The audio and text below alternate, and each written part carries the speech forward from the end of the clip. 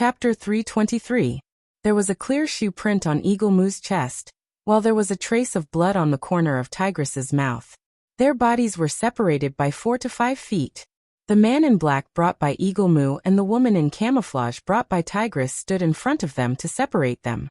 Fong Yen looked at Eagle Moo and Tigress in the middle of the battlefield and asked Fong Yingying and Fong Haohan, "If the two of you were to fight against either Eagle Moo or Tigress, what are your chances of winning?"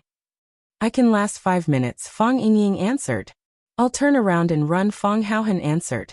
Fong Yingying felt that Fong Haohan's answer was a bit more intelligent than his, so he angrily said, "Junior Marshal Uncle said it's a match, but you turned around and ran? What kind of match is that? Isn't running away a disgrace to the Fong family? We'd rather die than be cowards on the battlefield." Fong Yen glanced at Fong Yingying and said, "It's better for you to turn around and run. Those two, they really aren't people you can handle. That's all there is to it." Fong Yingying was unconvinced. "They aren't as fast as I am. Let's not talk about the strength they displayed and the power they unleashed. I suspect they're hiding their true strength." "Hiding their true strength? It's just a show. Is there a need to fight so hard?" Fong Yen smiled. "Show?" Fong Yingying and Fong Haohan were confused. They're fighting so hard just to put on a show? To show who? To show the people behind them. To show the people who asked them to invite them. Fong Yen smiled. "That's not easy." Tigress glared at Eagle Moo and cursed. "I knew a sissy like you wouldn't have the guts to fight me fair and square. You only know how to use tricks." Eagle Moo wiped the shoe print on his chest with a handkerchief in disgust and said, "Even the shoes are hidden weapons. Who's the real scumbag here? That's your punishment. Fight me again if you dare. I can even fight another 10 rounds. Fong Yen didn't say a word and waited with a face full of admiration. However, the two of them said that they would fight another 10 rounds, but they were reluctant to start. The Tigress turned to look at Fong Yen and said, "Little brother, are you anxious?" No. Fong Yen waved his hand. "You guys fight your own battles. Don't worry about me. The two of you are highly skilled, and your strength is strong. I admire you from the bottom of my heart. I was so engrossed in watching that I didn't notice the passage of time." Eagle Moo laughed and said, "That's true. We will fight our own. And when the sandpiper and the clam fight, the fisherman will reap the spoon. We will both be wounded, and then none of us will be able to take you back. Am I right?" Fong Yen didn't hide it anymore. He smiled and said, "With your current state, you can't stop me if I want to leave, right?" The Tigress was overjoyed and pointed at Fong Yen. "Bold, this is the kind of man this Tigress likes." Eagle Moo also smiled and said, "You really know how to take advantage of others. We really can't stop you now. You can go." Fong Yen waved his hand and told Eagle Moo and the Tigress, "To be honest, I think you two are a good match. Thank you for welcoming me. We'll meet again in the future." The Tigress was angry, but Eagle Moo was even angrier. The Tigress looked at the three of them walking away and smiled. "I heard that Eagle Moo never fails when he invites people. Is today an exception?" "It is an exception." Eagle Moo pushed up his gold-rimmed glasses and answered honestly. "Not being able to invite the guests back, that master of yours is probably going to be furious, right?" The Tigress mocked. "I didn't manage to invite the guests back, and neither did you." Eagle Moo laughed. "The young lady must be very happy to hear such news. Why would she blame me for not doing a good job?" "Umph. You purposely came to ruin my plans." "Same to you. Do you still want to fight?" "I want to do some exercise today. I need a target to vent my anger on." "I'm sorry, I suddenly don't want to move today." "Why?" the Tigress asked. "You're too ugly. I can't hit you," Eagle Moo said. The three of them left the airport, but no one came to pick them up. They hailed a taxi and got in. After telling the driver the address, the taxi driver looked hesitant. "Why aren't you leaving?" Fong Yen asked. "Big brother, that place is too far. I'm afraid that the road will be blocked by snow," the taxi driver explained. "Add 100 yuan as a tip," Fong Yen said. "Big brother, it's not about the money. I'm just afraid that the wheels will get stuck. If that happens, I won't be able to call for help." "Add 200 yuan as a tip," Fong Yen said. "Brother, you're a kind person. With these 200 bucks, even if the wheels get stuck, it'll be enough for me to call for a tow truck. Sit tight, we're leaving now. I promise I'll send you back for dinner." No problem. So the taxi crushed the snow on the ground and left a trail of dust behind. After Fang Yan and the other two left, Eagle Moo and the tigress came out from another exit. They left in their own cars. There were still people waiting for them in Yanjing City. Swallow Dock. It was a very strange place. It looked like a town, but it also looked like an isolated village. It belonged to Yanjing City, but it was very far from Yanjing City.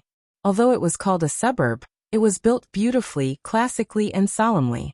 Fang Yan's home was here. Screech. The taxi stopped in front of the stone monument of Swallow Dock.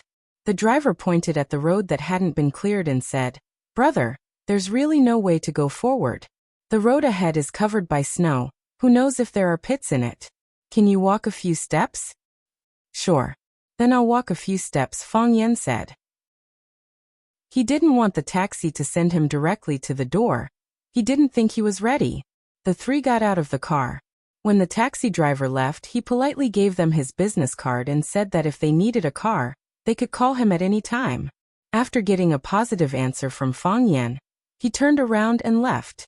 Fang Yingxiong and Fang Haohan's faces were filled with excitement, and they had the awe-inspiring aura of someone who had just returned home. Fang Yan was a little timid. The closer he was to home, the more nervous he was. When he left home, he didn't look good, and now he was a little embarrassed. The closer he was to home, the more timid he was. "Junior Marshal Uncle, let me carry the suitcase." Fang Yingying picked up the heaviest suitcase. Inside were gifts that Lu Chaoga bought for the elders of the Fang family. If he carried it back, it would naturally be pleasing. Fang Haohan was a little slow, so he had to pick up Fang Yan's suitcase. He stared at Fang Yingying with dissatisfaction, blaming him for not being loyal. Fang Yan's hands were empty, and his heart was empty. The shoes of the three stepped on the snow, making a kacha-kacha sound. The familiar street, the familiar alley, the familiar river embankment, the familiar willow. Kacha. Fang Yan suddenly stopped in the snow. Fang Yingying and Fang Haohan, who were walking in front, turned around at the same time and looked at Fang Yan in confusion. Fang Haohan asked, "Junior Marshal Uncle, why didn't you walk?" "Junior Marshal Uncle, did you forget something?" Fang Yingying asked. Fang Yan didn't answer. He looked straight ahead with a cold gaze. Fang Yingying and Fang Haohan turned around at the same time, and the expression on their faces instantly became cold. In the world of ice and snow, a small white dot was quickly flying towards them. The white dot became bigger and bigger, and its speed also became faster and faster. Finally, it turned into a human figure. His white robe fluttered, and his black hair was loose. An extremely handsome and gentle man stood in front of Fang Yan. He held a bamboo scroll in his hand, and his whole body was filled with a comfortable scholarly aura. His smile was very gentle, and his eyes were very pure. Everyone who saw him would think that he was a noble young master, who lived in seclusion in the mountains, untainted by karma and untainted by dust. The only thing that was out of place was that he was standing barefoot in the snow in this windy and snowy weather. His feet sank deep into the snow, leaving a row of long footprints on the white snow. However, when Fang Yan saw the row of footprints, his pupils couldn't help but shrink again. Every footprint was the same size, and every footprint was of the same depth. In other words, as he ran, the strength of every step he took was the same, not a bit lighter, not a bit heavier. Just how heaven-defying was this person's control of strength? He didn't waste a single bit of strength. Scholar Baixio. Baixio was an anomaly. Even in a place like Swallow Dock where there were countless strange people, he was still an anomaly. No one had ever said that he was talented, and no one had ever dared to look down on his strength. He kept a low profile, but everyone liked and respected him. Fang Huohua was an exception. Yi Gentle was known as the #1 among the younger generation in the martial world, but she said that he didn't have a 100% chance of winning against Baixio. When Fang Yan didn't have the heart of Tai Chi, Yi Gentle was a fierce existence who could pinch Fang Yan as she pleased.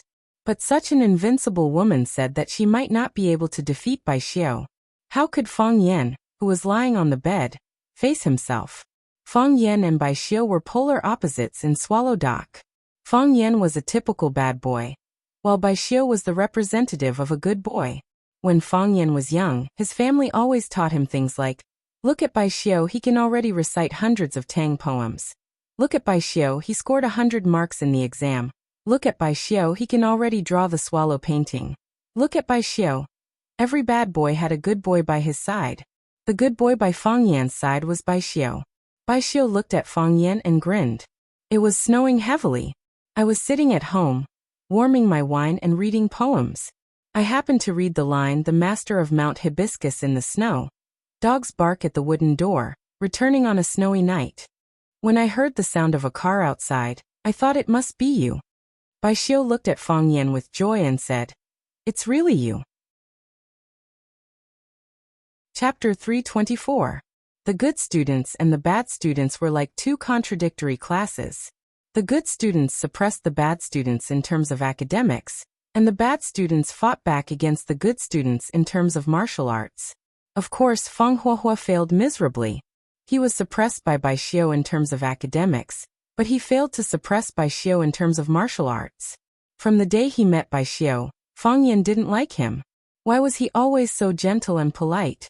Why were his clothes always white and clean without a wrinkle? Why was he always able to get full marks in exams, write poems, paint and play all kinds of musical instruments? Fang Yan wasn't a perfect person, so he didn't like Bai Xiao, who was too perfect. On the other hand, Bai Xiao was neither too close nor too close to Fang Yan, neither too close nor too cold, neither too close nor too distant. Of course, he was like this to everyone. Looking at the barefoot Bai Xiao, Fang Yan said with a smile, "I don't think we're that close. Just tell me, why did you come out to see me?" Bai Xiao looked Fang Yan up and down and said, "You defeated the Japanese sword god Chiba Hashirama?" "That's true. You defeated Yi Rou." "I can't say I defeated him." Fang Yan glanced around with the corner of his eyes. He didn't see Yi Rou, the Fang family, or even a chicken raised by the Fang family. The Fang family's chickens were like the people of the Fang family. They walked with their heads held high and had a very special spirit. Of course, this didn't mean that Fang Yan could pick out the Fang family's chickens from other flocks. They didn't have the ability to look down on other chickens, mainly because Fang Yan didn't see a single chicken within hundreds of meters. The snow was so heavy that even the chickens didn't want to come out to look for food. We just had a friendly match. I didn't lose. Then you won. Bai Xiao looked at Fang Yan with a smile. "So your heart of Tai Chi is resurrected again?"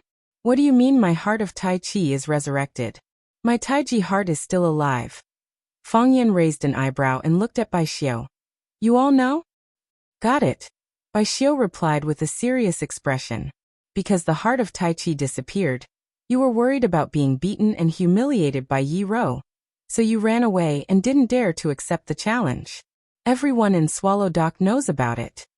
Fang Yingying was furious and said, "Who said that our junior martial uncle's heart of Tai Chi has disappeared? Our junior martial uncle's heart of Tai Chi has always existed. Not only does it exist, but it has also risen by a very, very large realm. The reason why our junior martial uncle ran away, not to run away, but to leave, was because he didn't want to hurt Miss Yi. Junior martial uncle's heart of Tai Chi was improving too fast, and his strength was getting stronger and stronger. He was worried that he would defeat Miss Yi in this year's competition. Miss Yi is such a proud and arrogant person. If she fails, how sad will she be?" "That's right," Fang Haohan echoed. Junior martial uncle didn't want to fight with Miss Yi because he cared about her. Otherwise, junior martial uncle wouldn't have left. Besides, even if junior martial uncle left because the heart of Tai Chi disappeared, now junior martial uncle's heart of Tai Chi has come back, and it has improved greatly. Isn't this a good inspirational story? In the eyes of Fang Yingying and Fang Haohan, their junior martial uncle Fang Yan was a disabled but strong-willed person. After the heart of Tai Chi disappeared, he didn't want to give up. He endured humiliation and ran away from home to regain his confidence and become a real strong human being. Finally, through his hard work and luck, he finally succeeded. The school should write the story of junior martial uncle Fang Yan into the textbooks. Bai Xiao laughed as he looked at Fang Yingying and said, "Hero, you're getting fatter and fatter. Life in Huaqing isn't bad, right?" Fang Yingying opened his mouth and laughed until he was about to cry. Why did you praise a parent for being fat? Don't you know how to chat? Bai Xiu looked at Fang Haohan and said, Hero is still as thin as before. You should find a doctor to treat your illness. It's not good to eat glass all the time. Fang Haohan's expression was calm as he said, Being able to eat glass is already very good. Bai Xiu looked at Fang Yan and said, Hero is right. Your experience is really inspirational. If you agree, I'll consider writing it into the textbooks for the students. There was a school in Swallow Dock. It had a very old name. Regardless of age, knowledge was taught by a few knowledgeable people. Tang poetry, song poetry, 3-character classic, disciple rules. They could also talk about classics, history, mathematics, music, and painting. The teacher could teach whatever they wanted to teach, and the students could listen to whatever they wanted to listen. The teacher was natural, and the students were free. The parents of Swallow Dock would send their children to the school to learn. Even some teenagers or elderly people who had nothing to do would find a chair at the back of the classroom to listen to the class, or take a nap. Of course, no one forced them to come to class. If you wanted to send your child to a noble school or a bilingual school, that was your freedom. However, if someone really did that, they would definitely be ridiculed by the people of Swallow Dock. In the eyes of the people of Swallow Dock, the school in Swallow Dock was the best educational institution in the world. If you sent your child to another place to learn, it would undoubtedly be a denial of Swallow Dock's culture. Not everyone was qualified to be a teacher in Swallow Dock. Fang Yan tried, but didn't get the interview. On the other hand, Bai Xiu was personally invited by the school to teach the students. The reason why Fang Yan went to Huaqing to be a teacher was probably because he wanted to rebuild his confidence. Of course, it was more likely that he needed a job at that time, and his grandfather happened to be the old headmaster of Rosefinch Secondary. That won't be necessary. Fang Yan refused. I'm a low-key person. I don't like to be the hero of a story or the superhero who saves the world. A bowl of porridge, a cup of tea, and a simple life I want. That's enough. Bai Xiu smiled and nodded. Up to you.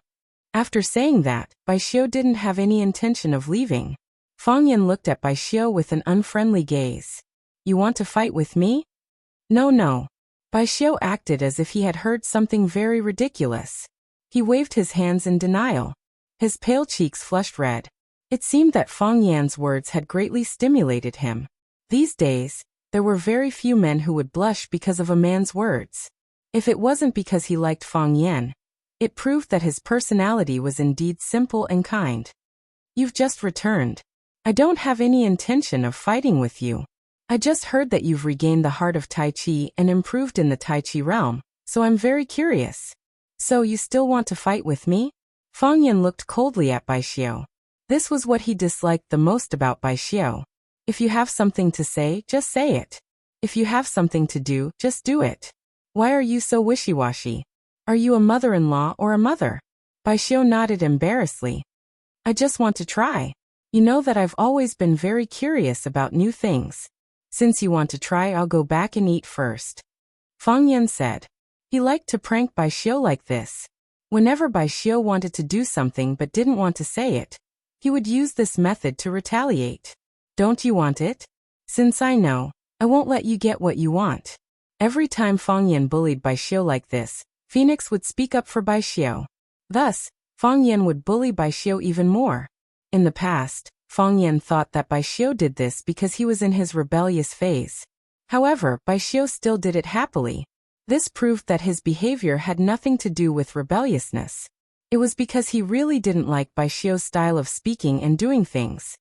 All right, Bai Xiu said. There was a deep regret on his face. He wouldn't force others to do something they didn't want to do. Go back and eat first. You've just returned home. There must be a lot of things you need to deal with. Since you say so, let's fight, Fang Yan said. You're interested in new things. I'm only interested in you. Fang Yan's gaze swept over the row of footprints. The wind blew the snow, and the sky was dark. The row of footprints could no longer be seen clearly. However, Fang Yan could still clearly remember how they looked when he first saw them. They were the same size and had the same depth. How much did Bai Xiu's strength increase? Being strong and not returning home was like walking at night in brocade clothes. Fang Yan still had a big dream in his heart. After his heart of Tai Chi returned, he thought that during the spring festival, he would go door to door and challenge his friends who were close or not close to him. He would defeat them one by one. That way, they would be too embarrassed to call him Fang Ran and laugh at him for running away from home. Fang Ran ran. When he thought of this nickname, he wanted to vomit a few liters of blood. Since Bai Xiu took the initiative to challenge him, then he would start with him. Is it too bad? It won't take up your time, will it? Bai Xiu said with a guilty expression. Are you done? Fang Yan said impatiently. If you want to fight, then fight. You talk too much. Bai Xiu was not angry. Bai Xiu was not angry. He thought about it seriously and said, if we want to determine the winner, I'm afraid it will take a long time. My parents and relatives are waiting at home, and I don't want to waste too much of your time, lest they blame me. How about this? Let's exchange 3 blows. After 3 moves, no matter who wins or loses, we will go home. How about it? Okay. Then 3 moves it is. Fang Yan nodded and agreed to Bai Xiu's suggestion. If they wanted to decide the winner, it would indeed take a long time. Besides, this was the stone tablet of Swallow Dock, and also the entrance to Swallow Dock. It would be bad if they startled some people who should not be startled. Hearing Fang Yan agree, Bai Xiu was happy as if he had obtained a treasure. He said, then let's begin. He waved his sleeve, and a gust of wind attacked Fang Yan. Fang Yan rolled his eyes helplessly.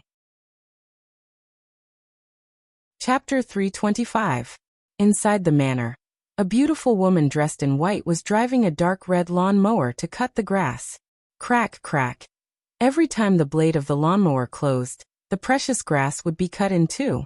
Grass foam and juices flew everywhere. The smell of grass mixed with the cold air and permeated the entire manor. The woman was very serious.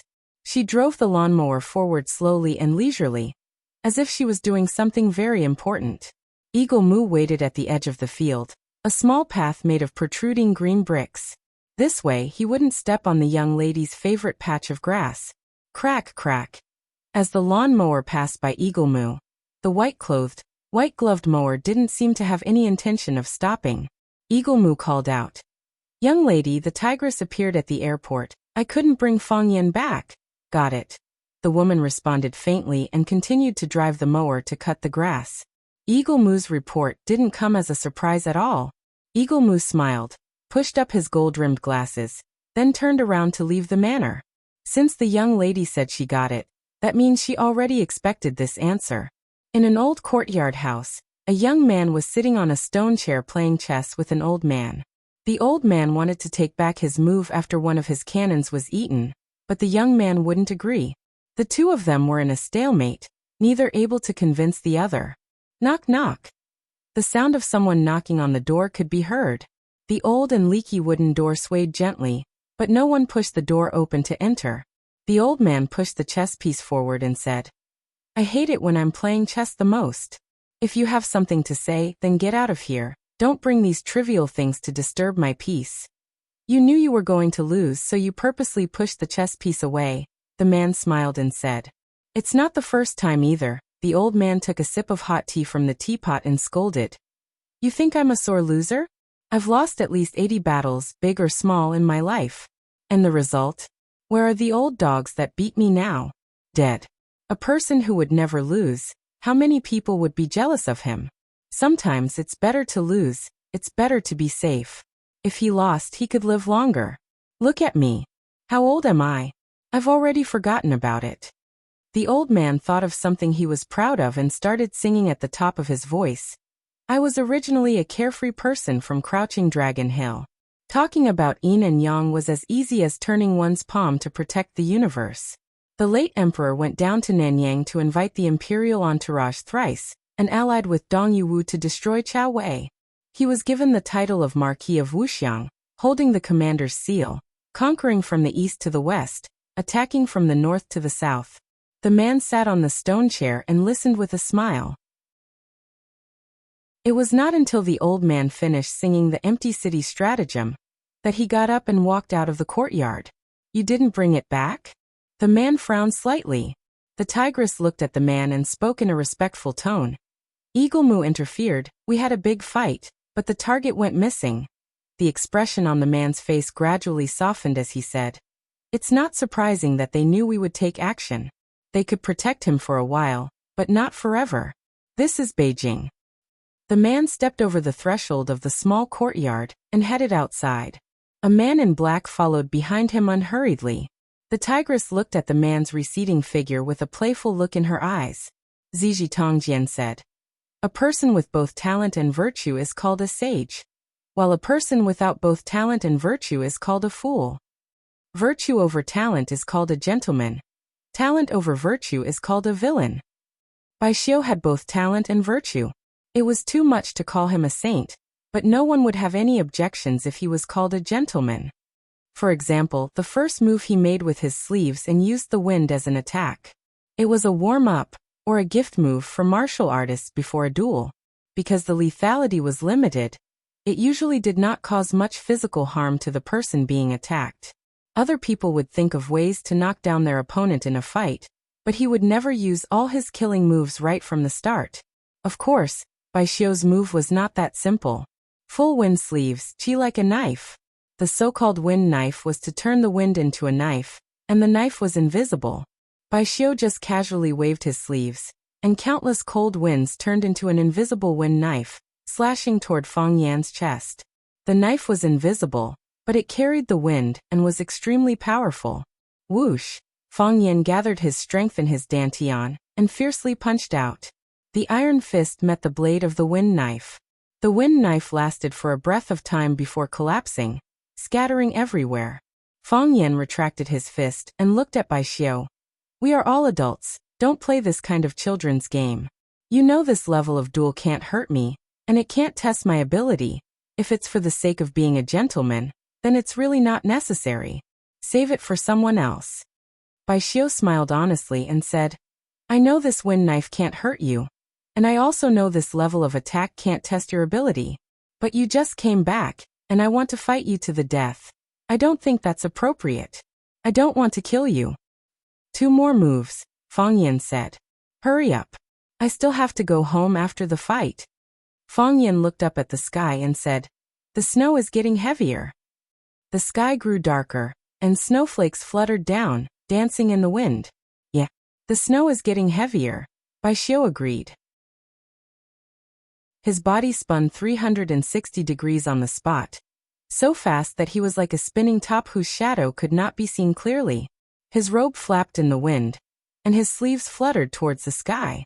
It was as if he wanted to catch all the beautiful snowflakes falling from the sky in his sleeves. Whoosh! When his body stopped, countless snowballs flew towards Fang Yan's direction. These snowballs were the size of fingernails, crystal clear, round and cute, as if they were finished products from a machine production line. However, countless snowballs were equivalent to countless silver bullets. They carried a strong gust of wind and murderous intent, whistling towards Fang Yan. The sky full of snowballs gathered into a formation. Fang Yan's body, as well as his possible escape routes, were all sealed. Fang Yan's eyes became cold, and finally became serious. He knew the power of these snowballs. Each snowball was like a hard steel ball. These ice balls that Bai Xiu had temporarily condensed had a destructive power that could destroy anything. Even an iron plate could be pierced through by them. Flying flowers and leaves could hurt people. The same principle applied to wind knives and snow arrows. During the war, the Xingyi master Li Hanshan encountered dozens of strong enemies. Unarmed, he killed all the attackers with a handful of pine needles. Later, he found out that these people were members of the East Sea Black Dragon Triad. In a rage, Li Hanshan joined the National Army and led his mountain-moving brigade to wipe out countless invaders. He especially took revenge on the East Sea Black Dragon Triad. In the northeast of Wuxia, the strongest area of the Black Dragon Triad was almost completely wiped out by Li Hanshan. This was the effect of practicing internal force to the extreme. Li Hanshan finally became a grandmaster and was nicknamed King of Needles. From then on, generations of martial artists aimed to pursue stronger and purer internal force. Fang Yan and Bai Xiu were both masters of internal martial arts, and also figures of the inner Jianghu. They started to practice qi at a very young age, and when qi flowed through their whole body and into their weapons, they could always achieve unexpected results. Bai Xiu's second attack made Fang Yan feel danger. The heart of Tai Chi rotated automatically, and the Tai Chi realm also unfolded naturally. In the Tai Chi realm, the countless snowballs turned into countless white spots, rushing toward all the vital points and acupuncture points on Fang Yan's body. This alone showed that Bai Xiu's strength was unfathomable. Those ordinary snowballs in his hands seemed to have eyes, and had the ability to recognize and hit acupuncture points. If they hurt the flesh, they would only have to lie in bed for 3 months to recover. However, if they hurt the vital points or acupuncture points, they would either die or be disabled. This Bai Xiu had indeed become fierce. Of course, the purpose of a martial arts competition was to defeat the other party. An opponent who always attacked one's buttocks or calves would probably be looked down upon. Fang Yan stretched out his hands. With just a light stretch, he caught a handful of snowballs in his palms. He threw the ice balls out, and the ice balls collided with the other ice balls. One hit the other, and the 2 snowballs that deviated from their direction hit even more snowballs at the same time. With the help of the Tai Chi realm, Fang Yan could clearly see the positions and trajectories of those snowballs. He was like a brilliant magician, using the snowballs as a primer, causing the interior of the ice formation to loosen and disintegrate. Pa pa pa pa pa. The sound of the snowballs hitting each other rang out incessantly, and the sound of ice cracking rose and fell. Pa. The wind stopped, and the snow scattered. Fang Yan's surroundings were restored to tranquility. The howling wind stopped, and the ice balls that were jumping restlessly also disappeared. It was as if they had never been in this world. They were originally condensed from snowflakes, and after being hit by the snowballs infused with hidden force from Fang Yan, they naturally broke into pieces, and then instantly turned back into soft white snow. Bai Xiu's eyes flickered and he said, "This is the evolved Tai Chi realm? The previous Tai Chi realm wasn't like this, it didn't have this kind of ability." "This is the evolved Tai Chi realm," Fang Yan said with a smile. "I named it Starlight. Every meteor has its own trajectory, and in my Tai Chi realm, every object's movement, even the slightest movement of grass has its own trajectory." "Congratulations," Bai Xiu said. "If it's sincere congratulations." A withered yellow bamboo piece appeared in Fang Yan's palm, and he said, "Why do you still want to kill me?" There were words on the bamboo piece, the first line of the Sleeping in the Snow with the Master of Hibiscus Mountain. The sun sets in the distant mountains. Chapter 326. Bai Xiu held the bamboo slip in his hand. The first piece of bamboo was taken away, and became his weapon to kill his enemy. Under the attack of the ice balls that filled the sky, a bamboo piece that blended in with the color of the sky suddenly flew over. The worst thing was that the bamboo piece came from behind, and it stabbed into the middle of Fang Yan's back while he was busy blocking the ice balls, as if there was another killer hiding in the snow behind him. A pincer attack, using countless ice balls as bait to attract Fang Yan's attention, but the real killer move was on this bamboo piece. Fortunately, Fang Yan had the heart of Tai Chi. The heart of Tai Chi was the heart of nature, and the domain of Tai Chi was the domain of the king. In his own territory, everything was under Fang Yan's supervision. Therefore, Fang Yan chose to grab a handful of ice balls to block the ice balls, while his other hand was used to intercept the killer move from behind. Being on guard, the bamboo piece fell into Fang Yan's hand. Bai Xiu looked at the bamboo piece and smiled. "This is my third move." "The third move to kill me? I'm just more attentive. As you said, if I don't use a special move, I can't defeat you, and it's difficult to force you to use your true strength. Even so, you still blocked it." Bai Xiu showed a regretful expression. "A move that doesn't kill can't be considered a killer move. I should have been more cautious." Fang Yan looked at Bai Xiu with a smile. "Don't worry, there will be another chance." "Yes." Bai Xiu nodded seriously. "Now that you're back at Swallow Fort, we have a chance to spar at any time." "Right. Did Phoenix go to Flower City to find you?" Fang Yan stared sharply at Bai Xiu, trying to see through his real thoughts at the moment. Was he jealous? Or could it be that the murderous intent had arisen from love? "Yes." Fang Yan nodded. Since Bai Xiu already knew, There was no point in hiding it. After all, many people had seen the phoenix when he had fought against the Thousand Leaves army on the peak of One Sword Peak. A shy smile appeared on Bai Xiu's face again as he said, "Thank you." "Thank you? What are you thanking me for?" Fang Yan asked. "Thank you for taking care of her for me," Bai Xiu said matter-of-factly. "Aren't you worried?"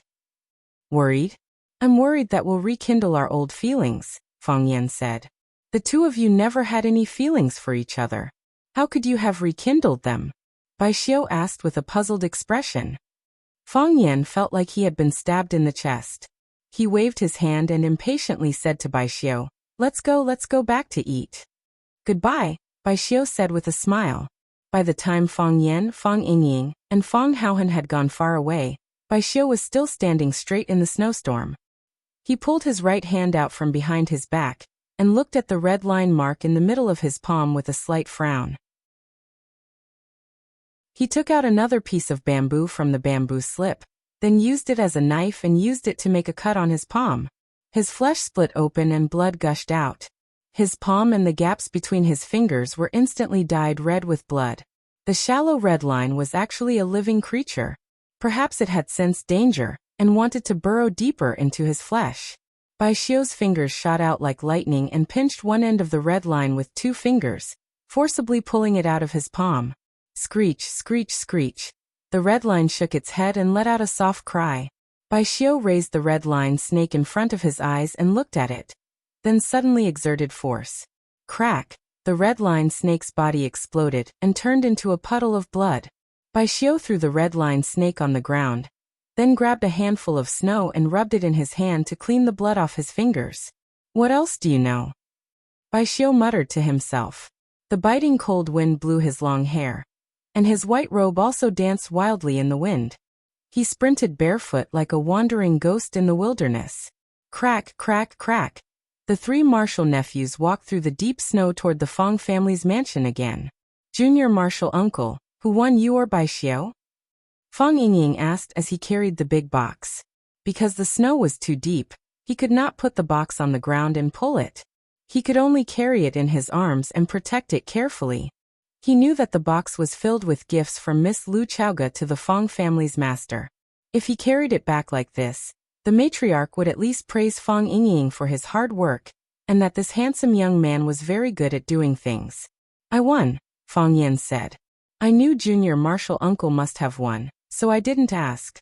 "So I won't ask," Fang Haohan said. Fang Yingying had the urge to beat up Fang Haohan. "How could you stab your own brother like that?" he retorted. "I also knew that junior martial uncle must have won. The reason why I asked this question is because, if no one asked, junior martial uncle himself would be too embarrassed to tell us that he won, right? And this is the only way to express how much we value junior martial uncles every match." "He didn't lose either," Fang Yan said. His expression was stern, and his eyes were filled with unfathomable thoughts.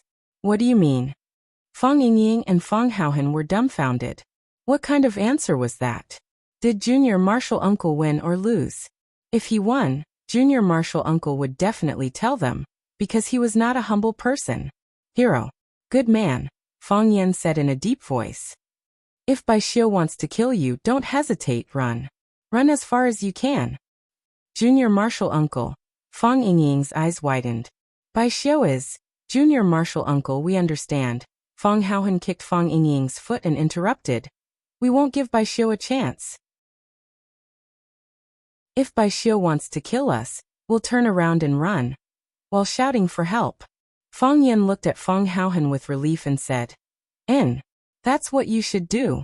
Don't have any wishful thinking." Fang Yingying was very sad. He felt that he couldn't understand what junior martial uncle and Fang Haohan were talking about. Why did Bai Xiu want to kill them? They were all from the same village. Why did he want to kill them? If he dared to kill them, wouldn't he be afraid of junior martial uncle's revenge? Shifu wouldn't let him go either, right? After walking through this alley and a pond, the first house facing the pond was the Fang family's mansion. As they got closer and closer to home, Fang Yan became nervous again. Kacha, Fang Yan, who was walking at the back, suddenly stopped. Fang Yingxiong and Fang Haohan, who were in front, habitually looked forward.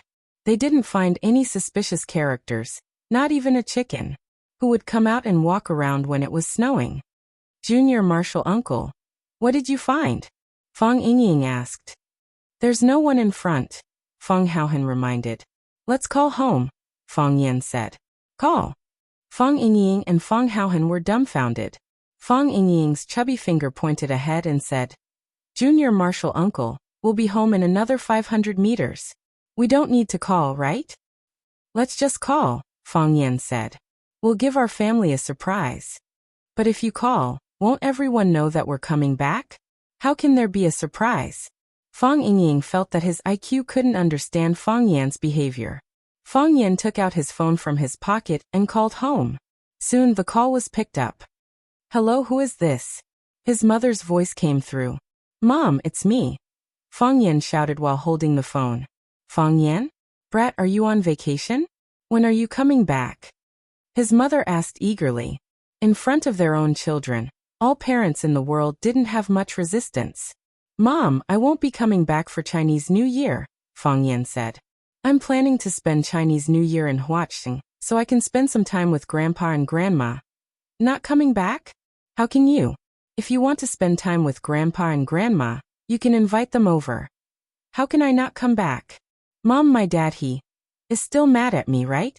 I left in such a hurry that I didn't have time to tell him. He must have been very disappointed, right? I feel very guilty. Fang Yan asked in a low voice. Silly kid, you're afraid that your dad is still mad at you, so you don't dare to come back, right? Don't worry, with me here, your dad won't dare to scold you. Come back, I'm on your side this time. If he dares to scold you, I won't forgive him. This time it's not your fault. Mom, this is indeed my fault. It has nothing to do with my dad. You can't argue with him because of this. You have to stand on my dad's side. He's doing this for my own good. I miss you too. I'll think about it. No need to think about it. Come back quickly. I'm waiting for you at home. I know you like to eat lamb scorpion. I'll make a big pot of it for you. Okay. I'll tell you when I get back, Fang Yan said with a smile. Silly son, come back. I miss you. Mom said softly. Her voice was sour. Mom, I know. I miss you too. Don't worry, I'll be back soon. Fang Yan comforted her softly. Okay. I'll wait for you at home, Mom said. Fang Yan hung up the phone and said to Fang Yingying and Fang Haohan, let's go. We can go back now. Fang Yingying and Fang Haohan looked at Fang Yan in a daze, feeling weak all over. He was worried that if he suddenly returned home, he would be bombarded by the whole family, so he made a phone call at home, using the excuse that he didn't dare to go home to persuade his mother to split their forces. They tried their best to catch up again and again, but they were left behind by him again and again. They thought they had grasped the true meaning and essence of Fang Yan's shamelessness, but every time Fang Yan performed, it would refresh their worldview. Junior Marshal Uncle ran all the way in front. When would he reach the end? Chapter 327. When Luwan put down the phone, Fang Yixing came out of the study with a scroll of Wu Kaizi's 13 masterpieces of calligraphy and painting. Seeing Luwan's expression, he asked, Is it that brat? Luwan looked at Fang Yixing unkindly and said, What brat? He is your son. Humph, I don't have such a son. Fleeing in the face of battle, avoiding battle, cowardly and fearless of death, shameless and shameless. Was this a man of the Fang family? He is even worse than a woman. I, Fang Yixing, can't afford to lose my face. Fang Yixing shouted angrily. Speaking of his good-for-nothing son, he was angry. Humiliation. It was a humiliation as big as the heavens. How could he do such a thing? How could he run away on the day of the competition? If he couldn't beat others, he should let them beat him. He had been beaten before. Why did he run away? Why did he run away? From the day Fang Yan ran away, Fang Yixing felt that he had lost all his face. He could no longer straighten his back and raise his head to look at others. Fang Yixing, you really raised a good son. Ha ha ha ha, he ran away. Fang Yixing, didn't you say your son went to take a bath and change clothes? I'm afraid he won't come out for a year and a half. Should we continue to wait? Old Fang, your son, is clever. Ordinary people can't do this. Thinking of the ridiculing faces of the Fong family and the crazy smiles of his friends when they talked about his son, Fang Yixing had an impulse to catch Fang Yan and beat him to death. He not only lost his face, but also the face of the ancestors of the Fong family. When the old man heard that Fang Yan ran away before the competition, the person who had been paralyzed for many years stood up from the wheelchair, and then fell to the ground. Now he still had the face to come back? And he still had the face to call back? Fang Yixing, are you done? Lu Wan shouted angrily. Lu Wan inherited her father's stubbornness and her mother's kindness. In addition, she was nurtured in a scholarly family for many years, so she was gentle and rarely got angry with others. She was like the character Wan in her name. However, when she encountered something that she thought she must persist in, the energy she burst out was also amazing. For example, everything about her son Fang Yan. Fang Yixing looked at his wife Lu Wan in surprise, frowned and asked, "What did that brat say to you again? Is it reasonable for him to skip class and run away?" "What did he say?" "He said he wasn't going home for the Lunar New Year. He said he wanted to spend the Lunar New Year with his grandma in Huaqing. Wasn't it all because of you? He was afraid that you were still angry with him. He was afraid that you would be sad and disappointed with him. Look at you, what have you done to the child all these years? How did I oppress him? I'm doing this for his own good." "Are you doing this for his own good? Who was he doing this for? Who did he live for? Why should he suffer so many grievances? Why do you have to shoulder so much pressure?" Lu Wan stared at Fang Yixing fiercely and said, "My son doesn't like to practice martial arts since he was born. What he likes most is reading poems, writing lyrics and flowers. He has the blood of the Fang family in his blood, and half of it is the blood of the Lu family. The Lu family hates fighting and killing the most.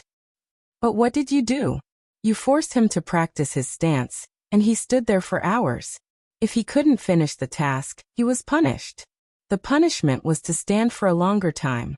When he was a little older, he was asked to learn boxing. When his hands were red and swollen, he was not allowed to rest for a day." Fang Yixing knew that his wife was really angry. He explained in a low voice, "He can't rest. Once he rests, all his previous efforts will be wasted. He can only get through the hurdle in one go." "Yes, you are his father. You said he can't rest, so he can only continue to practice. After standing for a while, he will practice boxing. After boxing, he will practice palm, sword, plum blossom steps. He will learn all the things you asked him to learn. Have you ever asked for his opinion? Do you know if he really likes it? You told him that the Fang family Tai Chi must be inherited by someone. You told him that the Fang family needs someone to bring glory to the Fang family. You told him that you are a descendant of the Fang family, so you must shoulder this burden. What are you doing? Aren't you a descendant of the Fang family? Why don't you inherit the Fang family Tai Chi?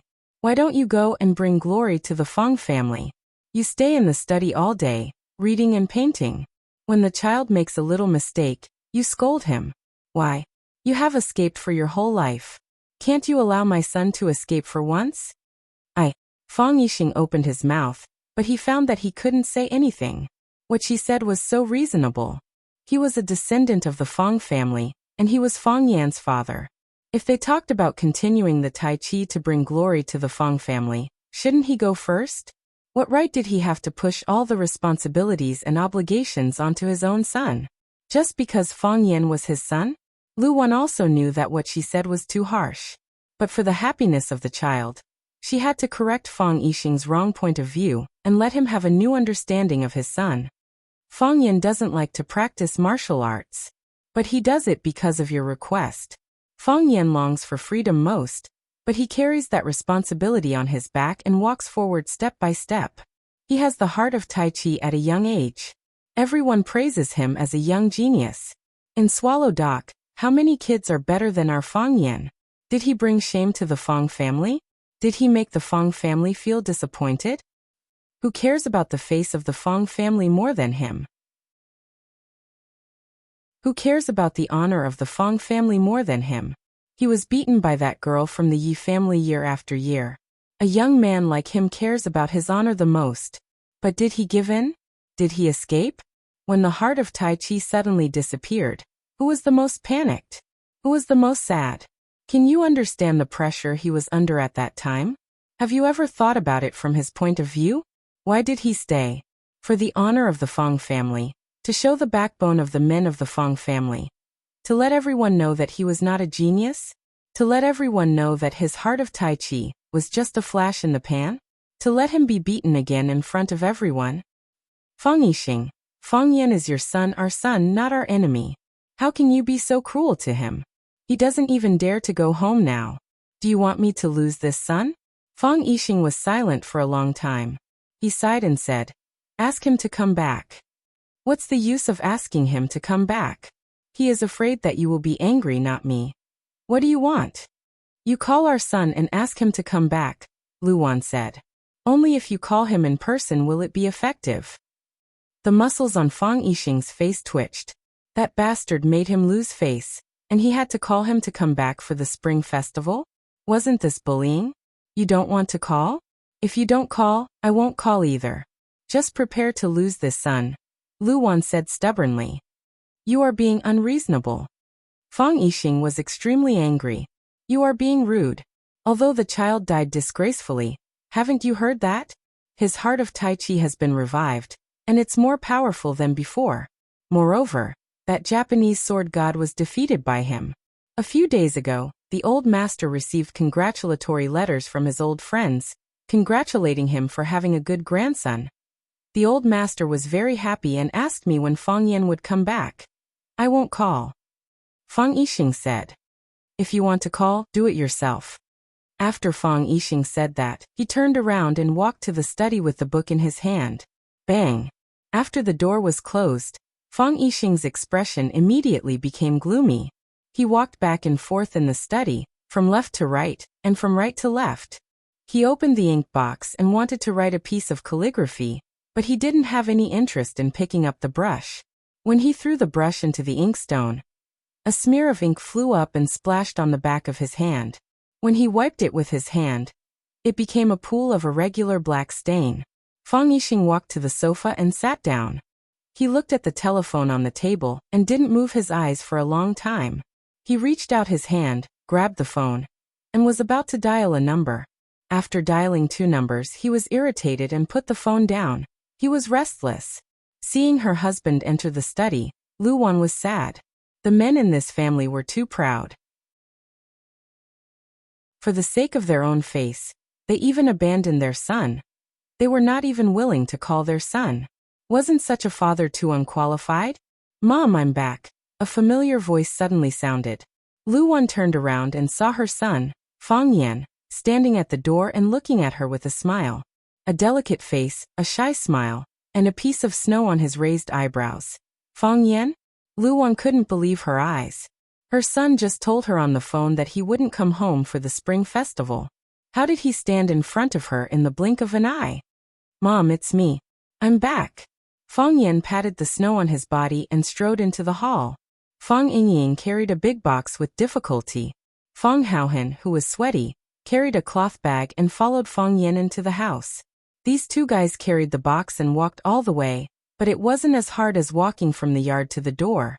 Luwan grabbed her son's hand and asked in surprise, didn't you say you were going to spend the spring festival in Huaqing and wouldn't come back? Yes. I thought so at first, but after calling you, I thought I should come back. You said you would think about it. Yes. I've thought about it very quickly. About 2 seconds. Feng Yan said embarrassedly. You said you should say hello before coming back, Luwan said. I haven't had time to stew lamb and scorpion for you. I said hello to you. When? Feng Yan pointed at the doorstep and said, I just stood there and said, I said, Mom, I'm back. I was saying hello to you. Chapter 328. Luwan was such a gentle woman. But she had the urge to strangle Feng Yan and bury him in the snow. This son. Was he really born by her? How could she give birth to a son with such a character? If she still couldn't understand Feng Yan's trick, then Luwan had grown up in a scholarly family in vain. People who read more were naturally smarter than ordinary people. The moment she saw her son appear at the door, she understood what her son was up to. This bastard was worried that she would be bombarded by the family when she came back, So he called in advance to say that he would not be home for the spring festival. Receiving such a call was naturally very sad. When she couldn't help but stand up to speak for him and had a civil war with Fang Yixing, who was most angry about his escape, he suddenly appeared at the door. Wasn't this adding fuel to the fire? Luwan felt very sorry for her husband. It was pitiful enough to give birth to such a son. But he was also ridiculed and scolded by her. You came back a long time ago, right? Luwan looked at Fang Yan and asked. It's not early, Fang Yan said. I just got home. I mean, you decided to come back to Yanjing for the spring festival a long time ago. And you came back early, but you didn't call me in advance. I did call, but you lied to me and said that you wouldn't be home for the spring festival, which made me sad for a while. Mom, I also wanted to give you a surprise, Fang Yan said embarrassedly. Surprise? Hee, it's really a surprise. Luwan waved at Fang Yan. Fang Yan, come here and let Mom have a look. Fang Yan opened his eyes wide and looked at Luwan with vigilance, saying, Mom, you don't want to hit me, do you? Luwan rolled her eyes at her son and said with a smile, Why would I hit you? You are my son. I just want to see if you have lost weight, whether you eat well and sleep well outside. Actually, I'm fine. Fang Yan moved towards Luwan step by step. But I want to maintain my figure, so I don't dare to eat too much. But Fang Yingying is a little fatter. Yes. I'm fat. Fang Yingying echoed, trying to attract his mother's attention. What made him sad was that what he was doing was useless. No one even looked at him. Fang Haohan patted him on the shoulder and said sympathetically, No one looked at me either. It would have been better if Fang Haohan hadn't said anything. Hearing these comforting words, Fang Yingying's tears almost flowed out. It was too damn sad. Fang Yan spent a lot of effort to move in front of Luwan and said, Mom, what do you want to see? Luwan suddenly grabbed Fang Yan's ear and pulled his body towards her. Fang Yan cried out in pain and said, It hurts. Mom, be gentle, I'm going to be disfigured. What do I want to see? What do you think I want to see? Luwan scolded angrily. I just want to see whether your face is thicker or not. How can you torment your own parents like this? Why did I give birth to a son like you? You called home to lie and made me quarrel with your father. I'm going to pull your ear off. Mom, I'm wrong. Mom, I was wrong. I didn't want to do this, but Fang Yingxiong said that I should call home to inform them. Fang Haohan also said that it would give people a pleasant surprise. First, you'll be disappointed. Then I'll suddenly appear in front of you. They all said that you'll be very happy this way. It's all my fault for believing in their slanderous words. Fang Yan betrayed Fang Yingxiong and Fang Haohan without hesitation. What was the use of a martial nephew? Wasn't it used to be a scapegoat? As expected, Luwan glanced at Fang Yingying and Fang Haohan fiercely, and said with a murderous look, Fang Yingying, Fang Haohan. Fang Yingying and Fang Haohan looked at each other. They both had a kind of determination to pull Fang Yan down even if they were to be cut into pieces. Fang Yingying ran to Luwan with the big leather box in his arms and put it down. He knelt down with a thud and kowtowed 3 times. He hugged Luwan's leg and cried, Madam, I miss you so much. How are you? I'm going to find Junior Martial Uncle. I can't be filial to you. You must take good care of yourself. When you are hungry, remember to eat. When you are cold, remember to add clothes. Seeing that Luwan's face was getting darker and darker, Fang Yingying realized that he had acted too much. He hurriedly opened the big box in front of him and said attentively, Madam, look. These are all the gifts your daughter-in-law chose for you. There must be something you like. Daughter-in-law. Luwan was stunned. Fang Yan got married outside? Daughter-in-law sent gifts? Sure enough, this trick worked well. Luwan's attention was immediately diverted. The muscles on Fang Yan's face kept twitching. He had an impulse to cut Fang Yingying 1,000 times and throw him out to feed the dogs. You bastard son of a bitch. Why do you have to touch my sore spot? Do you want me to live a peaceful life? Do you have any morality or loyalty? Seeing that Fang Yingying had used up all his tricks, Fang Haohan did not want to show weakness. He knelt down in front of Luwan with a thud. After kowtowing 3 times he shouted, Madam, I kowtow to you. Fong Haohan was ordered by my master to look for junior martial uncle. I didn't let my master down. I finally found junior martial uncle in Huaqing. Originally, we wanted to take junior martial uncle back to Yanjing immediately. But junior martial uncle has joined the work in Huaqing. He is determined to teach his students what he has learned. This ambition is not small. Hero and I dare not disturb him. We can only accompany him. Cooking is my daily work. Hero and I take turns to do the laundry and mop the floor. We eat after junior martial uncle eats. We sleep after junior martial uncle sleeps. We never let junior martial uncle starve or freeze for a day. We have the kindness of the Fong family and my mother's care. All the grievances are not grievances. All the hardships are not hard. We just want to give my mother an explanation when we come back. We will be satisfied. Lu Wan was about to cry. She stroked Fong Haohan's head and said, Hero, you have worked hard. I know you are a good boy. You and Hero are both good boys. Your master is too selfish. Fong Yan is a bastard. We shouldn't have looked for him. Now Fong Yan's cheeks were not only trembling. His whole body was shaking. So hateful. It's so hateful. He hunted wild geese all day long. Today, he was pecked blind by 2 small geese. Isn't the truth the opposite of what they said? Fong Yan wanted to kick Fong Yingying and Fong Haohan's butts. He scolded. You 2 bastards. Touch your conscience. Tell my mother, who is taking care of who in Huaqing. Whose food are you eating? Whose house are you living in? How did you survive in Huaqing when you are penniless? Tell my mother clearly. Unfortunately, he forgot that his ear was still in Lu Wan's hand. Seeing that Fong Yan wanted to beat her, Lu Wan was even angrier. She pulled hard and Fong Yan's kick failed. Lu Wan slapped Fong Yan's head and shouted, You are such a wastrel. When you are at home, you have everything you need. When did you do housework? If it weren't for Fong Yingying and Fong Haohan, how could you survive in Huaqing? You don't know how to repay kindness, and you even touch your benefactor. Fong Yan, you are so disappointing. Fong Yan cried. He wanted to run away from home. This home was so dark that he couldn't feel any warmth. The city is getting dark. When love passes by, how many people can be happy? No one loves me. No one waits for me. I don't think I'll be lonely. The people in this city are too cold and weak. I'm the only one left. I've walked too much alone and my tears keep rolling. Please save your love for me. My heart is so cold, waiting for you to hurt me. Slap. Fong Yan's head was slapped again. Also, what's wrong with my wife? There are so many girls. What's the job? Is she beautiful or not? You didn't even tell your family before you got married? Are you going to get married because you have a baby? You came back this time just to tell me the truth, right? If I don't agree, you're going to elope with someone. Explain it to me. Fong Yan was completely dumbfounded. Mom, have you watched too many melodramatic dramas at 8 o'clock? What do you mean by getting married because you have a baby?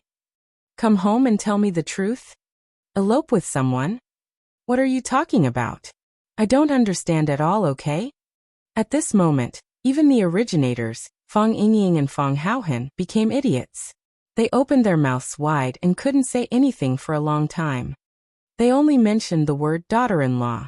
They didn't say anything else. Junior martial uncle, you should be clear before you kill someone. Mom, can you let go of me first? Fong Yan said with red eyes. Let go of me first. I'll explain it to you. Let go of me and listen to your explanation? You can make phone calls and lie while standing in front of your house. If I let go of you, can you still believe what you say? Lu Wan sneered. Tell me quickly. Otherwise, I'll use all my strength. Although I haven't learned kung fu, I still have the strength to pull off an ear. Mom, this is a misunderstanding. That's Fong Yingying talking nonsense. How can you have a daughter-in-law? Ouch, ouch, ouch. What do you mean? What do you mean by how can you have a daughter-in-law? I have a son. Why don't I have a daughter-in-law? Can't you even find a wife? Lu Wan was so angry that her teeth itched. No wonder your dad said you ran away from the battle.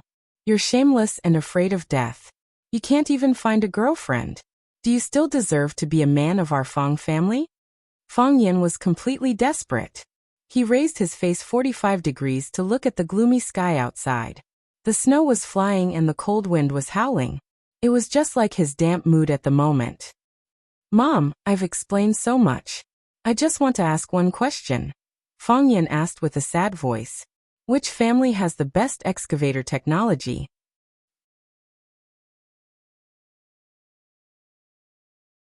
Chapter 329. Lu Wan's character was very gentle, and her appearance was very classical. She could play the role of a beauty in ancient times by wearing a palace dress and changing her hairstyle. Fang Yan's appearance was more inherited from his mother, which was also the reason why he looked so delicate. Hearing the extremely strange question asked by Fang Yan, Lu Wan was extremely shocked and asked, "What excavator technology, Fang Yan?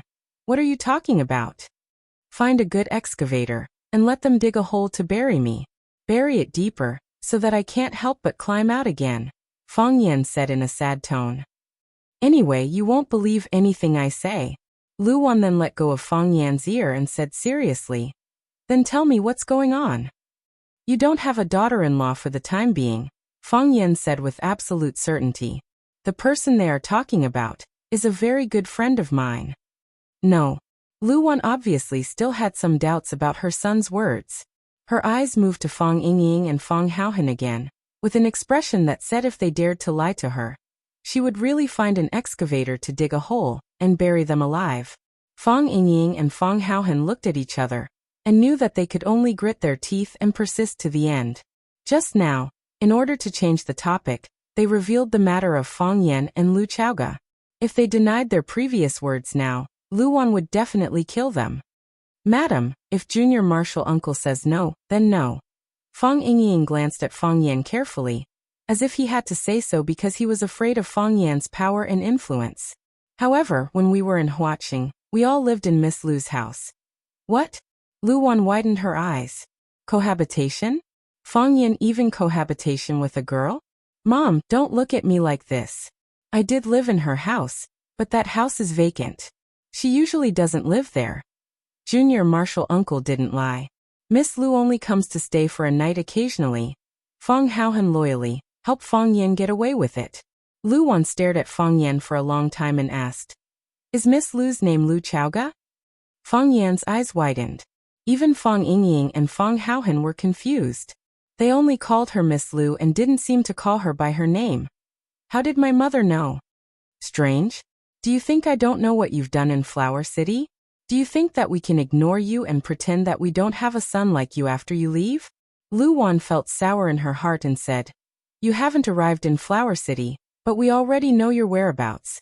We know everything you've done in Flower City. I call your grandma every night. You've come up with a new teaching method, you've had conflicts with others, your class got the first place in the language exam. I know everything. Although your father said that he was angry and never asked about you, every time I called your grandma, he would sit next to the telephone and pretend to read the newspaper. I know he also misses you, Fang Yan, you're our child.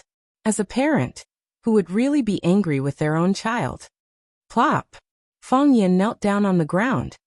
"Mom, I'm sorry I let you down," Fang Yan said with red eyes. "I've tried very hard, really tried very hard, but I always let you down again and again." Lu Wan reached out to pull Fang Yan up from the ground and said, "You didn't let us down? It's just that we had too high expectations of you.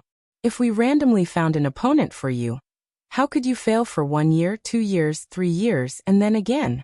But we wanted you to find Yi Ro, in the whole Swallow Dock, who can be her opponent. Others can't beat her, so why should my son beat her?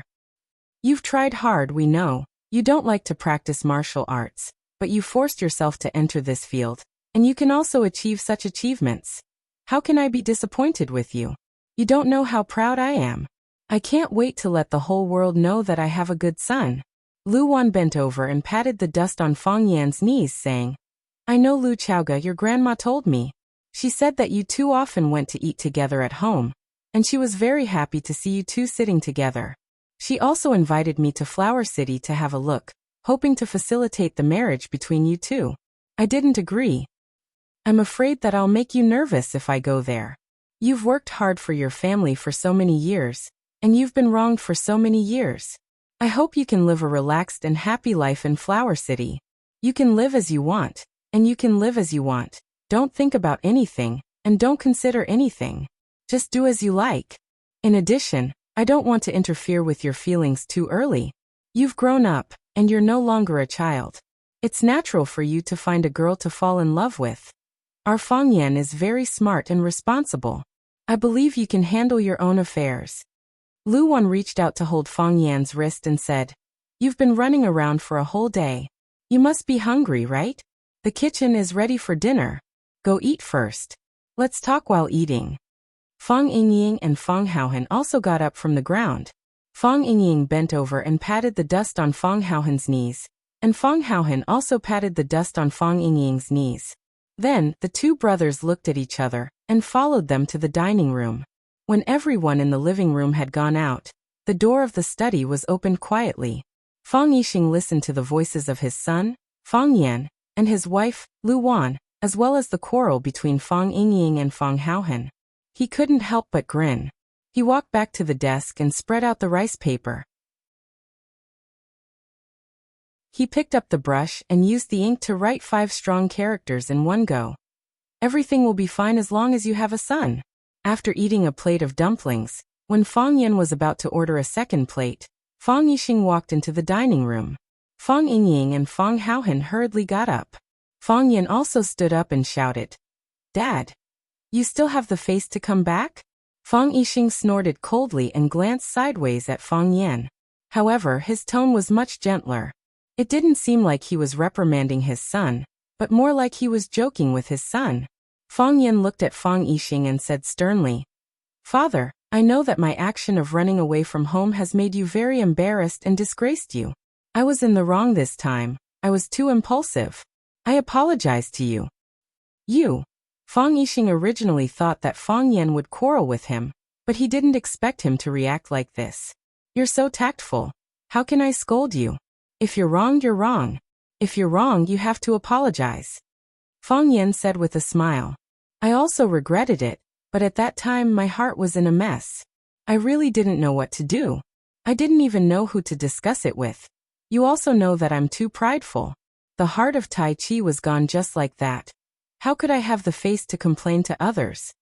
Fang Yixing sighed softly, looked at Fang Yan and said, Let bygones be bygones. It's good that you're back. It's good that you're back. Dad, let's have a drink? Fang Yan said. Fang Yixing usually didn't drink, but when he heard his son's suggestion, he was a little moved. He pulled out a chair and sat down saying, Let's have a drink. Fang Yingying hurriedly ran out to get the wine. This kid is getting more and more slippery. Did you go to see your grandpa? Fang Yixing asked. I'll go in a while. Fang Yan said. Did you underestimate the enemy? I'll go in a while.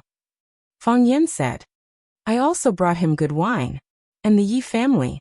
I have to go and see them too. Fang Yixing said. I will. Fang Yan said with a smile. Prepare some gifts. I'll go to the Yi family to visit the old man. Fang Yixing and Lu Wan looked at each other. They both felt that their son's return this time was a little abnormal. In the past, it was more difficult for him to go to the Yi family than to kill him. Why didn't he resist at all this time? When Fang Yan went to the backyard to see his grandpa, the old man, Fang Hui, was sitting on a chair and soaking his feet. The weather was cold, and the blood in the old man's legs were not smooth. It was easy to get cold. Soaking his feet with medicinal soup could promote blood circulation and drive away the cold, which was good for the old man's health. Seeing Fang Yan enter the room, Fang Hui laughed out loud. He pointed at Fang Yan and said, Kid, you're indeed Fang Hui's grandson. Even though you lost miserably, you still ran with vigor. Grandpa, I'll take that as a compliment. Fang Yan said with a smile. He walked to the old man and asked the nanny who was washing his grandpa's feet to leave. He continued the work that the nanny had not finished. He took his grandpa's feet out of the wooden bucket, wiped them with a clean towel, and carefully massaged the acupoints on his feet. He was much better at this than the nanny. Fang Hui looked at his grandson with a face full of love and said, That old fisherman called me and said that you don't know how to respect the old and love the young. and even wanted to trick him into becoming your fighter. My grandson wants a little help from him. And that's because he thinks highly of him. Why doesn't he look at himself? His old arms and legs are useless now. Fang Yan laughed and said, He's really your friend? I thought he was lying to me, so I thought, no matter if you're my grandpa's friend or not, I'll beat the bad guys first. But he's so stingy, he won't even help a little. Everyone has their own ambitions, you can't force them, Fang Hui said. But he also wanted me to give you a warning. What warning? It's good for young people to be hot-blooded, but don't shed blood so easily, Fang Hui said. Fang Yan's eyes became fierce and said, Is he warning me or threatening me? Fang Hui looked at Fang Yan and asked, Fang Yan, tell Grandpa. Who did you offend outside? Otherwise that old thing the fisherman wouldn't have called me and said such a baffling thing. Grandpa, I'll take care of it, don't worry. Bullshit, Fang Hui shouted. Your problem is our Fang family's problem. If someone bullies you, they're bullying our Fang family. If you bully others, it's our Fang family bullying others. If there's spit, it's my face. If there's a knife, it's me who'll block it. Do you think it's your turn?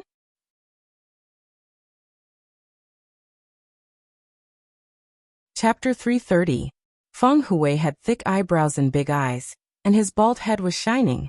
His gaze was like a knife, staring at his grandson, as if he would poke 1,000 holes into the kid if he was dissatisfied.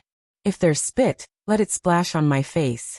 If there's a knife, let me block it with my body. Only those who love you deeply will say such words to you. Only say a few words to people. Don't give up all your heart. This sentence had been used as a golden saying for thousands of years. Everyone was wearing layers of masks, looking left and right, scanning back and forth, extremely vigilant and careful. Everyone was so tired that they wished they could find a place with no one around and cry their hearts out. However, it was not like this at home. It was warm, comfortable, and caring for each other. When you were sick, no matter how late it was, Father would rush out to buy medicine for you. When you were hungry, no matter how busy Mother was, she would put down her work to make a bowl of dumplings or a bowl of noodles filled with soup. After thinking for a while, she would fiercely put 2 fried eggs on it. This kind of love was not mixed with the slightest bit of water. Fang Yan's eyes were red, and his heart was full of bitterness. He lowered his head and massaged the acupoints on his grandfather's feet. Because of being bedridden for a long time, the skin and flesh on his legs were thin and shriveled, like a piece of rotten old wood that had long lost its vitality. Grandpa was old. Fang Yixing didn't care about family affairs. He wrote poems and paintings, and he was more like a natural and unrestrained scholar. Therefore, the young Fang Yan and the old Fang Hui had to bear more pressure. At his age, with such a body, his grandfather should be enjoying the rest of his life, but he still had to work hard for the Fang family and for the younger generation. Fang Yan's heart was filled with guilt and unease. As if sensing Fang Yan's emotions, Fang Hui reached out and patted the back of Fang Yan's hand, saying, Don't feel guilty, don't blame yourself, and don't have any psychological pressure. What do we old people want? Isn't it just for the safety of our descendants? That old thing, the fisherman, refused to obey anyone his whole life. When we were young, we had a lot of fights, but he called a few days ago and praised me for having a good grandson. You see, I have already gained face here.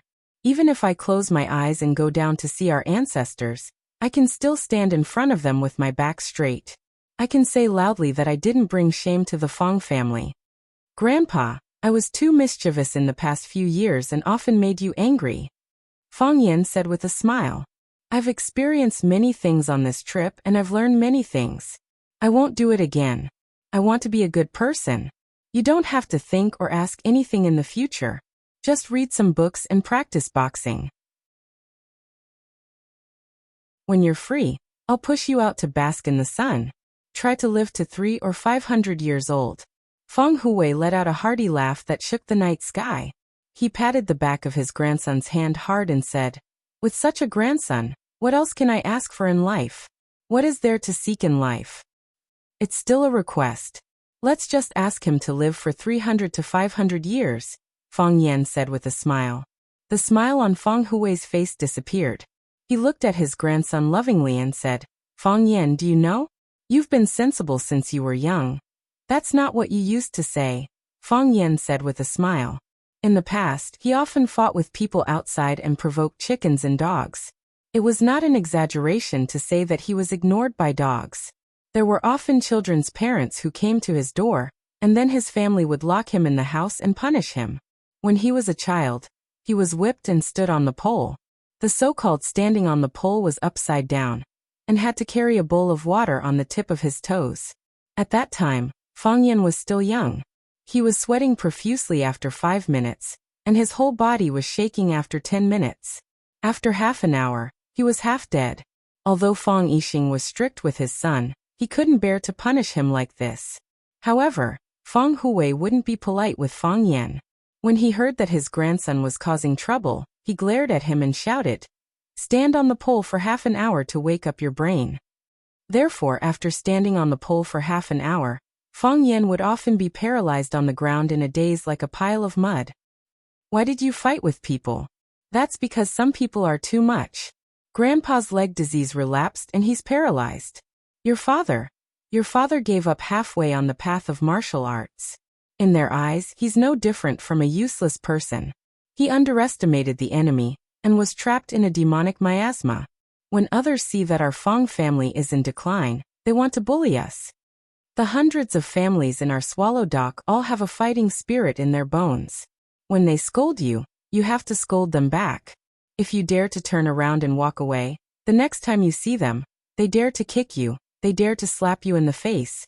I'm useless, your father can't be hit, underestimate the enemy, sleep more than awake all day. You've seen all of this. So you stood out at such a young age. Someone scolded me as an old cripple. Do you fight? Yes. Fang Yan said. Someone scolded your father as an old trash. Do you fight? Yes. Fang Yan said again. Someone scolded him as an old drunkard who underestimated the enemy. Do you fight? Yes, no. Fang Yan said with some uncertainty. He really is an old drunkard. I also call him an old drunkard. Slap. Fang Yan's head received a slap. Don't you know how bitter it is to underestimate the enemy? Fang Hui scolded. How dare we bully our Fang family when we underestimate the enemy? Who dares to say anything harsh to me, an old cripple, and your father, that old trash? If it weren't for the fact that we underestimated the enemy, who knows how hard it would have been for our Fang family. Grandpa, I know. Fang Yan's head hurt. He said gloomily, it's a fact that he likes to drink and is an old drunkard. But he's the only old drunkard that I respect, admire, and even somewhat worship. He could still create drunken crane riding the wind when he was that drunk. This footwork helped me a lot when we fought against the Japanese sword god. So, be more polite when you talk to the enemy next time. Don't be impolite. If I really did that, I'm afraid I won't even be able to enter his small courtyard in the future, Fang Yan said. Fang Hui thought about it and said with some annoyance, do as you please. A bunch of impolite lunatics. People will only be afraid when they're crazy, Fang Yan said with a smile. Yes. So at that time, you would beat people up every now and then. When people scolded me as an old cripple and your father as an old trash who underestimated the enemy as an old drunkard, you beat up their sons and grandsons until they were bleeding and screaming. Fang Hui sighed softly and said, we old guys can't do it anymore, but we still have the younger generation. Plus, our younger generation is better than theirs. As parents, don't they like to compete with their children's grades? You can be considered to have brought honor to our Fang family, winning every fight. Fang Yan smiled bitterly and said, your heart is like a mirror, why did you still punish me so severely back then? It wasn't punishment, it was training. Special training. Other than me, Fang Hui, whose grandfather would train his grandson like an animal. Fang Hui said proudly, to make you stronger, to make you more powerful. I'm afraid that you'll lose the next fight. At that time, our Fang family won't even have the last piece of cloth to hide our shame. You're really astute, Fang Yan said. There are times when I've miscalculated, Fang Hui said. At that time, I wanted to see where your bottom line was, how far you could go. But you actually won all the way. Even the genius of the Bailey family, Madman Bailey, was defeated by you. This became big news in the entire Swallow Dock. At that time, I was thinking, It seems like you haven't reached the end yet, so I'll pressure you a bit more. Find someone more powerful to pressure, and see how deep your potential is. Feng Hui looked at Feng Yan a bit embarrassedly and said, Originally, I wanted to find Bai Xiao, but the Bai family refused. But in this swallow dock, only the girl from the Yi family was suitable. So I shamelessly went to the Yi family to challenge them. When the Yi family saw that someone dared to challenge them, they were naturally furious. So the girl from the Yi family was a bit heavier. The Yi family's attitude toward our Feng family was a bit worse. I can't beat Yi Ro. I lost the first time we sparred, Feng Yan said with a painful expression, as if he couldn't bear to recall the past. At that time, Yi Ro was really ruthless, and she didn't show any mercy. She sent him flying into the sky, and then stepped on him, breaking the door frame and sinking into the mud wall. Sometimes he even wondered if this girl wanted to kill him and end it all. Otherwise, it was just a sparring match. Why did it look like there was a deep hatred? Since I've already lost, it proves that my potential ends here. Why do I have to compete every year, year after year? I can't accept it, Feng Hui said. At that time I thought, my grandson lost this time, but maybe he'll win next time? But I lost the second time, I know. But what if you win the third time? Feng Hui said with a serious face. You also know that the girl from the Yi family is known as the number one among the younger generation in the Jianghu. If you beat her, who would dare to look down on our Feng family? A genius is about to rise, and they're not afraid of our revenge? So I shamelessly challenged the Yi family for the third time. Wait. Feng Yan suddenly raised his head and stared at Feng Hui with his eyes wide open. You said the third time? Didn't we agree to have a fight every year? How can that be? Who would want to do the same thing for 10 years? Feng Hui shook his head. The girl from the Yi family won the first year, but she didn't want to fight you again the second year. How did you convince them? I went to the Yi family and told them that they were afraid, weren't they? Otherwise, why didn't they dare to fight?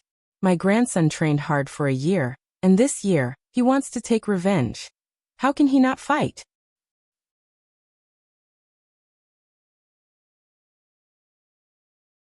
Chapter 331. Ha ha ha, the Yi family is just a bunch of cowards. Do you think you can always win after winning once? My grandson is a genius. He practices hard every day just to defeat Yi Ruru and get revenge for last year's humiliation. If you have the guts, fight with my grandson again. My grandson Feng Yan told me that this time, the Feng family will definitely beat the Yi family. Our Feng family will regain the first place on the Qingyan list. My grandson Feng Yan should be the first in the Neijiang Lake. Thinking about a bald old man in a wheelchair roaring in the Yi family's hall, and how the Yi family was unable to do anything to a paralyzed old man, Feng Yan's entire body trembled with anger, and he broke out in a cold sweat from the lingering fear. It was a combination of ice and fire. What a proud family the Yi family was. It was a prosperous family with many talents. Since the birth of Yi Ruru, a rare martial arts genius, the Yi family became even more arrogant and domineering.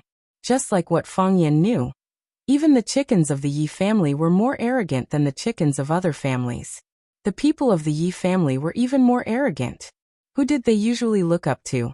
However, Feng Hui, the grandpa of the Feng family, went to the Yi family to provoke them and called them cowards. He finally understood why Yi Ruru looked at him like a knife every time she saw him.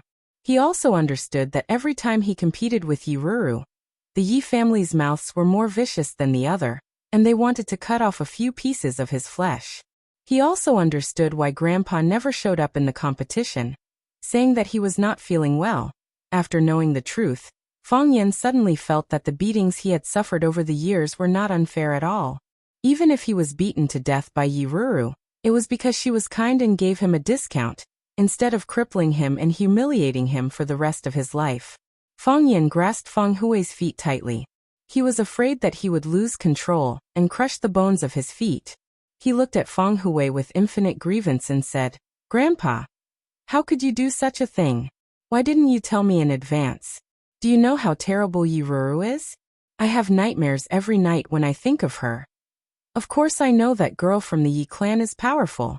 Otherwise, how could she be qualified to be my grandson's opponent? Feng Hui said matter-of-factly. Then his bright eyes were filled with a smile as he said, "If it weren't for that, we wouldn't have been able to force another genius with the heart of Tai Chi out of the Feng clan. Think about it. When did you comprehend the heart of Tai Chi?" Feng Yan pointed to his left leg and said, "This leg was broken by Yi Ro when I was recuperating in bed. Isn't that right? Pressure gives you motivation. Oppression gives you resistance. And competition gives you continuous improvement. If it weren't for Yi Wen-ro, if it weren't for me begging her to beat you up every year, would you have practiced martial arts so hard?" Feng Yan opened his mouth, not knowing how to answer this question. It sounded like Grandpa was really doing it for his own good. But why did he feel that something was not quite right? It didn't take long for Feng Yan to figure out what the problem was. He looked at Feng Hui and said, "Aren't you afraid that the Feng clan will beat me to death if you provoke them like this?" Feng Hui glanced at Feng Yan and said, "I'm still alive, aren't I?" The path of martial arts is like climbing a dangerous mountain or sailing a boat in the raging sea. It's very common to get injured or even lose your life in the face of hardships and obstacles. Your father. Let's not talk about your father. Let's talk about underestimating your enemy. Underestimating your enemy made him a genius of his generation. But he couldn't get out of it and almost became half a cripple. Isn't it also because of the pursuit and dedication of higher martial arts? There are countless cases like this, but how many people would give up because of this? If you can choke to death on rice and water, what's a little pain for a hot-blooded man like me?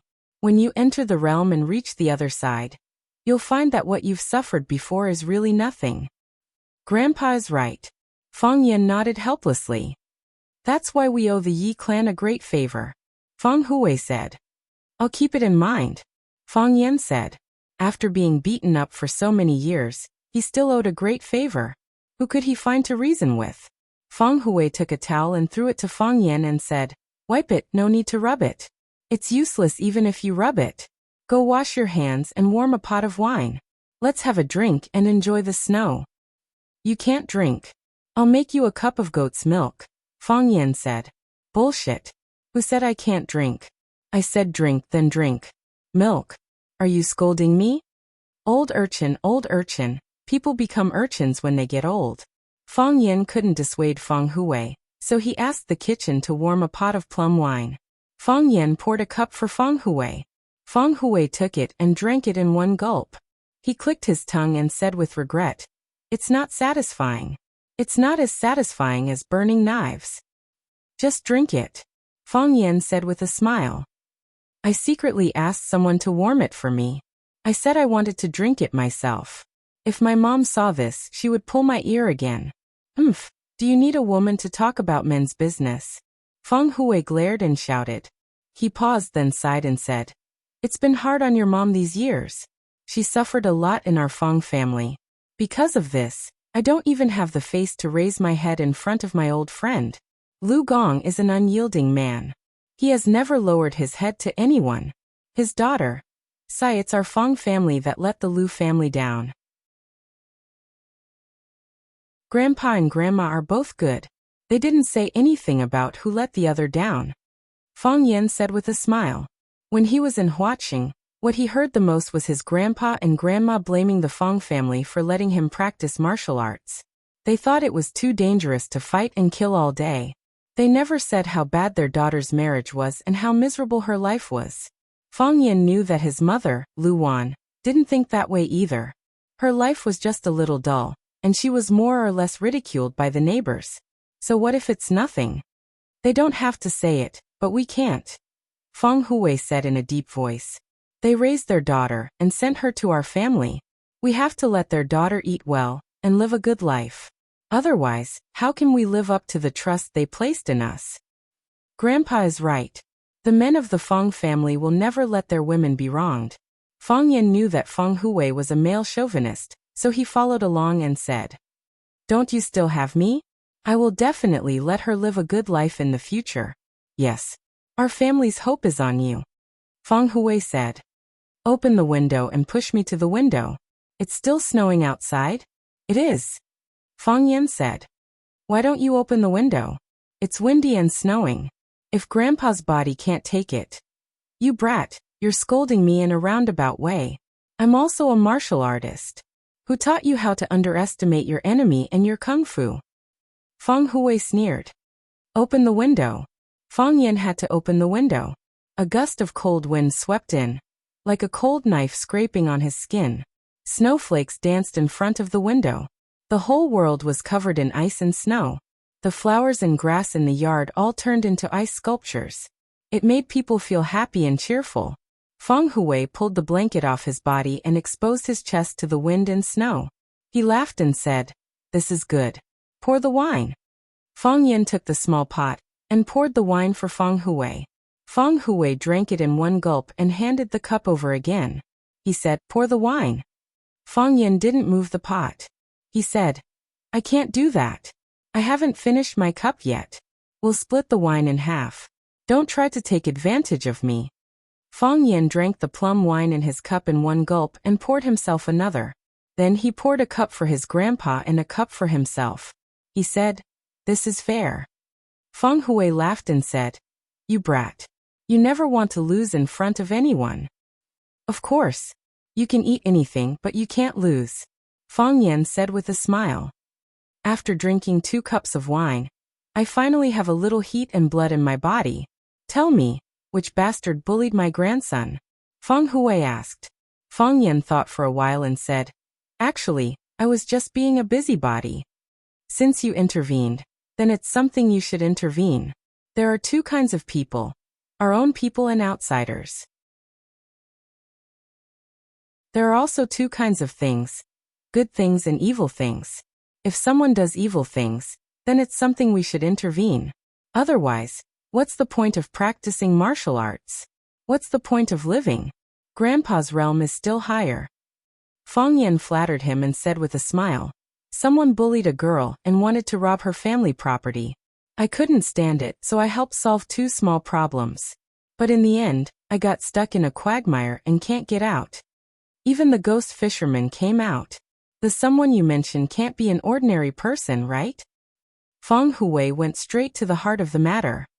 "I know his name is Jiang Junling," Feng Yan said. "Jiang Junling." Feng Hui's tiger eyes shone with a frightening light. His expression was slightly shocked. He said, "Is it the one whose son should be like Jiang Junling, Jiang Junling?" Feng Yan smiled bitterly and said, "Even Grandpa knows this sentence? It seems that I've really offended a great person." "Bah," Feng Hui scolded. "You're just putting gold on your face. Who doesn't know how to do this kind of thing?" I ran to the Yi family and shouted that my grandson, Feng Yan, is the #1 person in the Jianghu. You'll have to do it for real. Feng Yan felt a burning pain on his face, as if someone had slapped him several times.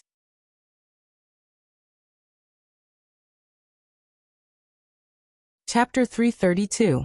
A pot of plum wine was not enough for the 2 of them to rinse their mouths. Soon the pot was empty. Feng Hui looked at Feng Yan expectantly and said, "Warm another pot." "No." Feng Yan shook his head firmly.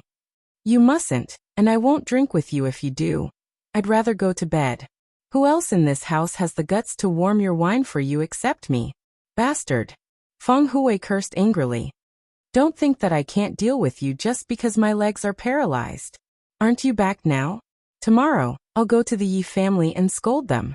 I'll say that the girl from the Yi family ran to Huaqing and was beaten black and blue by my grandson and ran back crying for her parents. Do you think the Yi family will eat you up?" Feng Yan's face became bitter again as he said, "Grandpa, am I really your grandson? It's fine if the people outside bully me, but you also bully me? Who dares to bully you outside? Didn't that brat from the Jiang family also lose to you?" Feng Yan shook his head with a bitter smile and said, "He doesn't even need to do anything himself. All he has to do is move his lips, and I have to be in danger time and time again. I have to fight for my life and escape from death time and time again. How could he not take advantage of me? If I'm the slightest bit careless, I'll die, and I won't be able to come back to see you. What about him? I've won again and again, but all I've done is cut off some of his branches and leaves. He's still that sturdy and tall tree trunk. When winter passes and spring comes, he'll once again flourish with leaves and become the benchmark and hope for countless people. Grandpa, this is an unfair battle. Feng Hui looked at Feng Yan with burning eyes and said, "Are you afraid?" "Grandpa, I'm not afraid. There is no fear in the martial arts spirit, only fear. I just don't like this kind of oppressive environment. I worry that he will harm my family. I worry that he will harm my friends. I even worry that he will harm my students. I'm not afraid of death, but I don't want to die. I'm not afraid of death, but I'm more afraid of the people I care about dying because of me. I'm your grandfather, so I have the right to speak. I'm not afraid to die. Your father also has the right to speak, and he is not afraid of death. Your mother, your family, your friends, they all have a say. None of us are afraid to die." Feng Hui looked at Feng Yan and asked, "If you were given a second chance, would you still choose to do the same thing? Would he still choose to do that? If he could do it all over again, would he still push Lu Qiaoge away from the speeding car? If he could do it all over again, would he still save Qin Etienne from the bomb attack? If he could do it all over again, would he still straighten his back and not give in to Jiang Junling? Yes, he would do it again. If he could do it all over again, while saving Lu Qiaoge, he would also save the security guard of Sky 1 Lu Jinju. That way, his wife wouldn't be a widow, and his parents wouldn't lose their son. Most importantly, he would be able to see his son call him father. Now that his heart of Tai Chi had entered the Starlight Realm, he believed that he had the ability to do it. If he could do it all over again, he would still save Qin Etienne from the bomb attack. Not only because she was a girl who admired him, but most importantly, she was his student. It was natural for a teacher to save a student. Not only would he save her, but he would also protect her with his own chest. He wouldn't let her get hurt, and he wouldn't let her use her thin body to block bullets for him. She was known for her intelligence, but she wasn't good at this kind of thing. If he could do it all over again, he would still raise his head and stick out his chest in front of Jiang Junling and not give in. If someone scolded him, he would scold him back. If someone slapped him, he would slap him back dozens of times. This was his spirit, his pride, and the code of conduct and ethics that he had adhered to since he was young.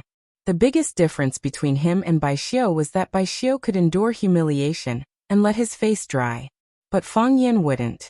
He wouldn't endure humiliation, because he believed that enduring would only bring him more humiliation. He wouldn't bear any weight, because too much weight would suppress his heart of Tai Chi. He wouldn't let the saliva on his face dry by itself, he would smear the other party's face with saliva. Some people scolded him for being a pervert, some said that he was despicable, and some even said that he was a bitch all the time. But did he do anything wrong? If I could do it all over again. Feng Yan looked into Feng Hui's eyes and said firmly, "I believe that I can do better. If you didn't do anything wrong, then it's someone else's fault." Feng Hui said with a serious expression, "Would I blame my grandson for doing a few good things? Maybe other people's parents would do that, but our Feng family doesn't have such family rules and teachings. I know what to do now." Feng Yan said with a serious expression. "Be brave, be fearless and stick to your heart," Feng Hui said. "What the heart thinks is what the person wants. Only in this way, the spirit of Tai Chi will not be extinguished, and the heart of Tai Chi will be eternal. The reason why you obtained your heart at such a young age is because you have been living freely all these years and never disobeyed the laws of heaven and humanity. If anyone is retaliated against because of this, I am willing to be a martyr on the path you seek." Feng Yan stood up and bowed deeply to Feng Hui. "It's not because I'm kind and selfless."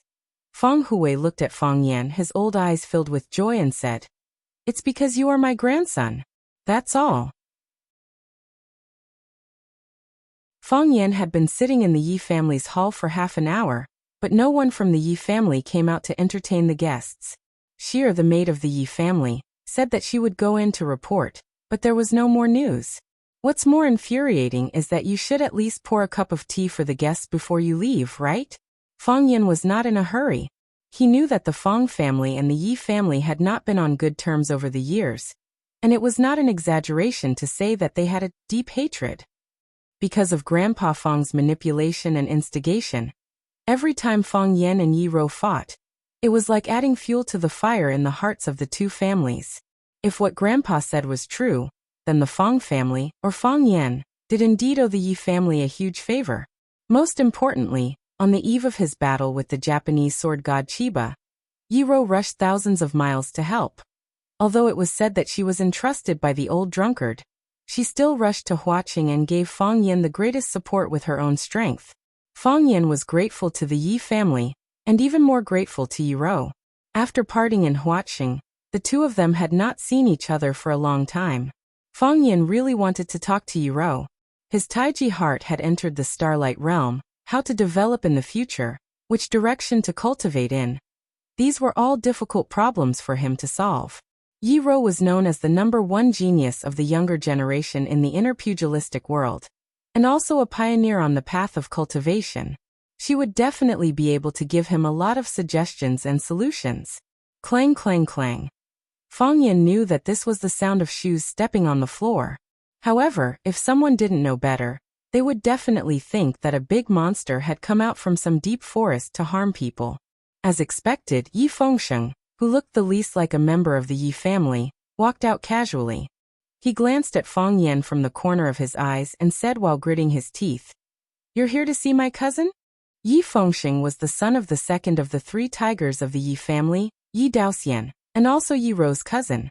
The members of the Yi family all had excellent genes.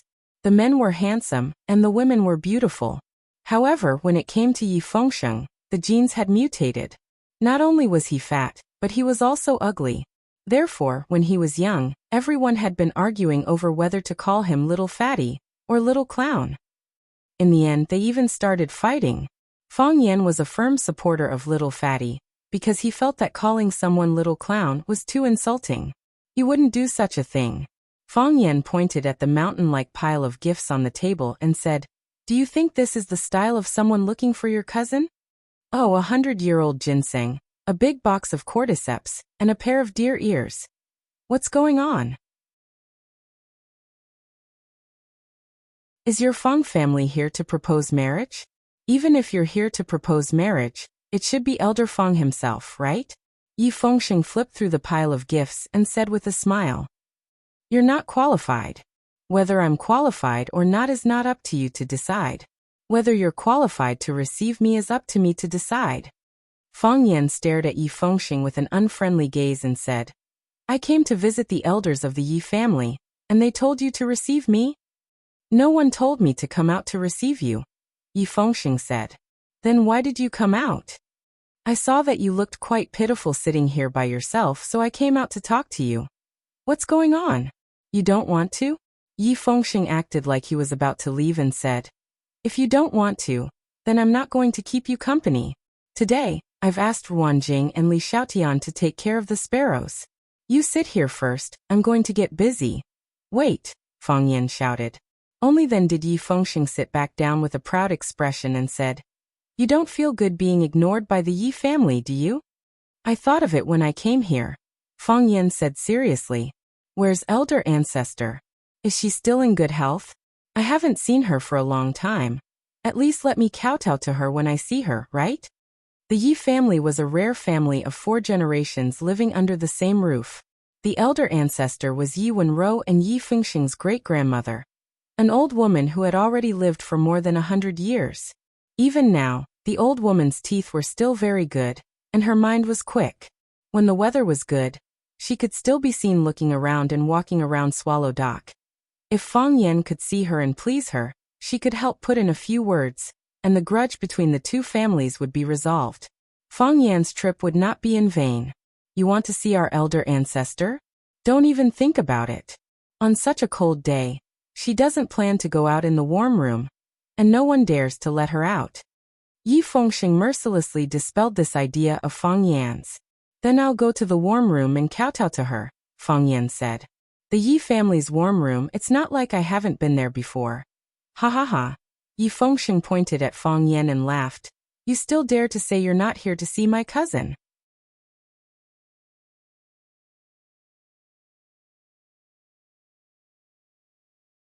Chapter 333. Fang Yan's eyes lit up and said, "Yi Rou is also in the warm pavilion? Isn't that obvious?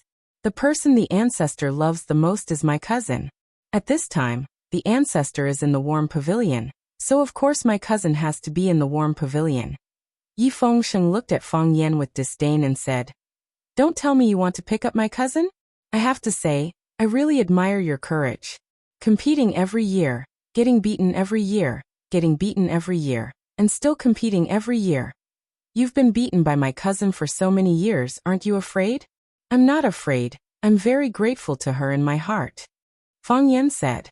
Grandfather was right, if there wasn't a strong opponent like Yi Rou, if there wasn't the annual competition between the Yi and Fang families, if there wasn't the worry of being ridiculed and looked down upon, if there wasn't the fear of his face being disfigured and his legs being broken, Fang Yan wouldn't have been able to train as hard as he did before.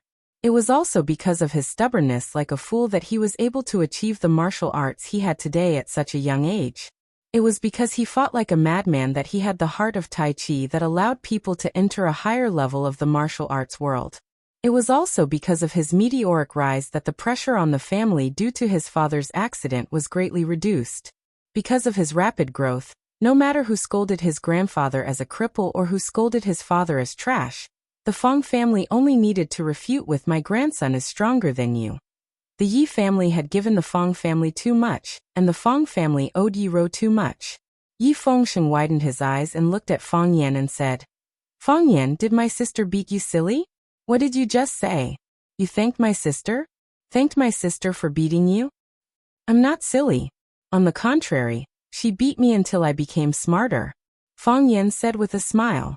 The heart of Tai Chi indeed had the effect of improving the human body's functions and developing the brain's intelligence.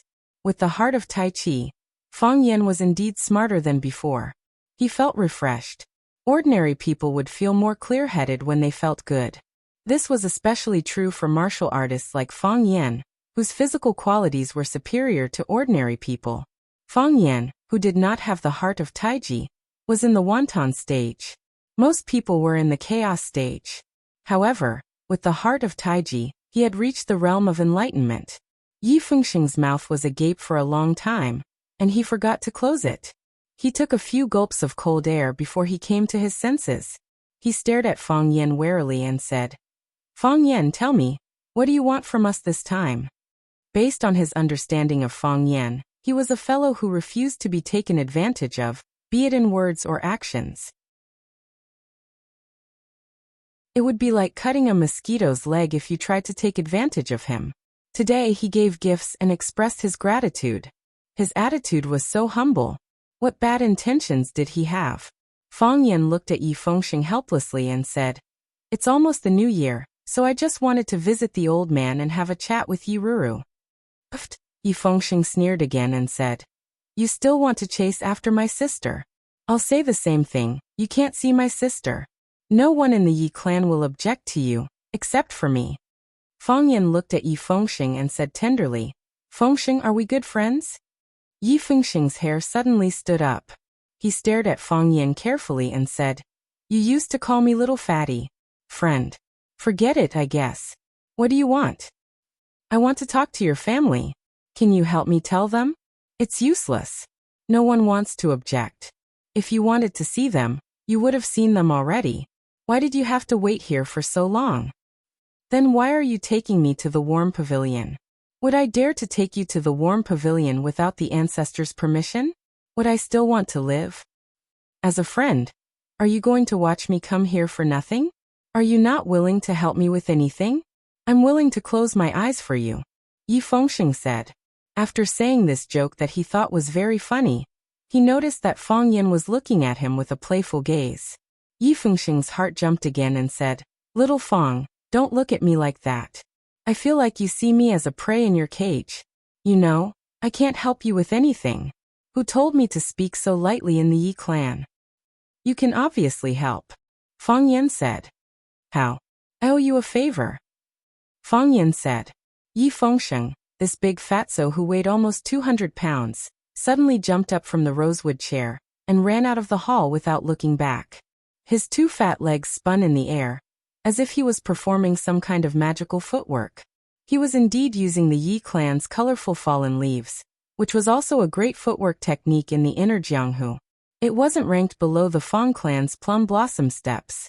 Moreover, the name of the other's footwork was better and sounded more pretentious. Colorful fallen leaves had the surname Yi in it, but the plum blossom steps didn't have the word Fang in it. However, he was still one step too slow. As soon as he jumped, Fang Yan had already started his attack. He used autumn wind sweeping fallen leaves to slow down Yi Fengxing's escape. Then he attacked Yi Fengxing from behind like a hungry tiger. Yi Fengxing, I brought a gift as a guest. What right do you have to insult me? Fang Yan kicked Yi Fengxing's butt. Yi Fengxing, you despicable person, you dare to hurt people. Don't think that just because this is the Yi clan, I'm afraid of you. Fang Yan's fist landed on Yi Fengxing's back, causing him to stumble forward and then fall headfirst into the courtyard's snowy ground. Yi Fengxing, if you don't give me an explanation today, I'll fight you to the death. When Fang Yan was about to step on Yi Fengxing's back, he felt that this action was a bit too much. So he quickly lay down beside Yi Fengxing and punched him in the back. Yi Fengxing's mouth was filled with ice and snow, and he cried out in pain. Fang Yan hugged Yi Fengxing's fat body and punched him in the chest again and again. He shouted hoarsely, Yi Fengxing, you must give me an explanation today. Your Yi clan must give me an explanation. When Fang Yan was satisfied, a thunderous shout exploded. Stop! Fang Yan really stopped. Yi Fengxing, who had broken free, punched Fang Yan in the chest, then pressed his fat body onto Fang Yan's body and grabbed his neck. He shouted, Fang Yan, I'm going to kill you today. Pull him away, Yi Dawen said with a frown. Thus, the servants behind him rushed over and pulled Yi Fengxing away from Fang Yan's body. Fang Yan crawled up from the ground, brushed off the ice and snow on his body, and smoothed out the wrinkles on his clothes. He glared at Yi Dawen and said, Is this how your Yi clan treats its guests? I came to visit with a generous gift, but you refused to see me, not even giving me a cup of hot tea. Fang Yan pointed at Yi Fengxing and sneered. Letting a despicable person come and mock me, and then attack me. Is this how your Yi clan treats its guests? Is this how your Yi clan treats its guests? Am I wrong? Aren't you a coward? Running away from home and refusing to fight? Everyone in Swallow Dock told you to run away, so why can't I? How about I hit you? Are you asking for it? You want to flirt with my cousin? Why don't you take a piss and look at yourself? You dare to insult me? I'll fight you to the death today. Who's afraid of who? When have the men of the Yi clan been afraid of anyone? Shut up. Yi Dawen roared again. Are you two done with your acting? Fang Yan looked at Yi Dawen with a surprised expression and said, Uncle Yi, you saw through it. Who can you fool with such insignificant tricks? Yi Dawen sneered. Fang Yan looked at Yi Fengxing with resentment in his eyes and said, Fengxing, I told you that your trick of injuring yourself to gain the confidence of others won't work. Such a small trick might work on Li Xiaotian and the others, but trying to trick a dragon among men like Uncle Yi is like playing with a big knife in front of Guan Yu, seeking death. Yi Fengxing felt suffocated in his chest, and something filled his eyes. He said, Haven't you achieved your goal? Uncle is coming out. Yi Dawen looked at Yi Fengxing, then looked at Fang Yan. He snorted coldly and said, What kind of nonsense is this? Fang Yan stepped forward and bowed respectfully to Yi Dawen, and said, Uncle Yi, I've let you laugh at me. Fengxing is my best friend and he made this suggestion for my sake. Although it's a bit stupid, it's all for my own good. If Uncle Yi wants to blame someone, then blame me. Yi Fengxing's face was ashen. This Fang Ran wasn't like this before. How could he be so shameless?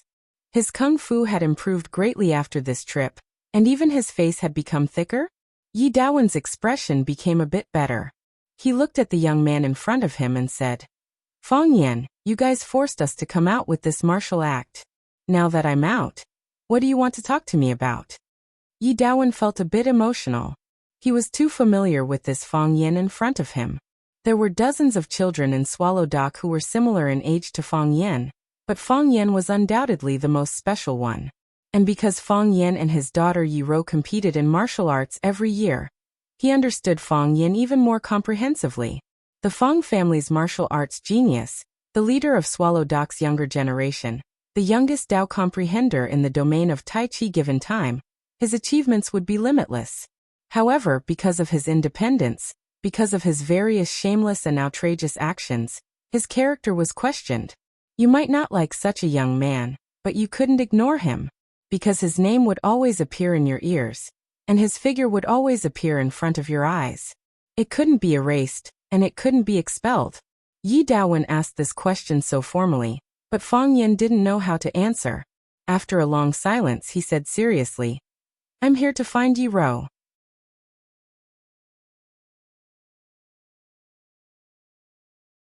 Chapter 334. The snow stopped for the moment, but it was still cold. Everyone standing in the courtyard felt the cold wind blowing into their necks. Their clothes and skin seemed to be separated into two different extremes, with no intention of warming each other.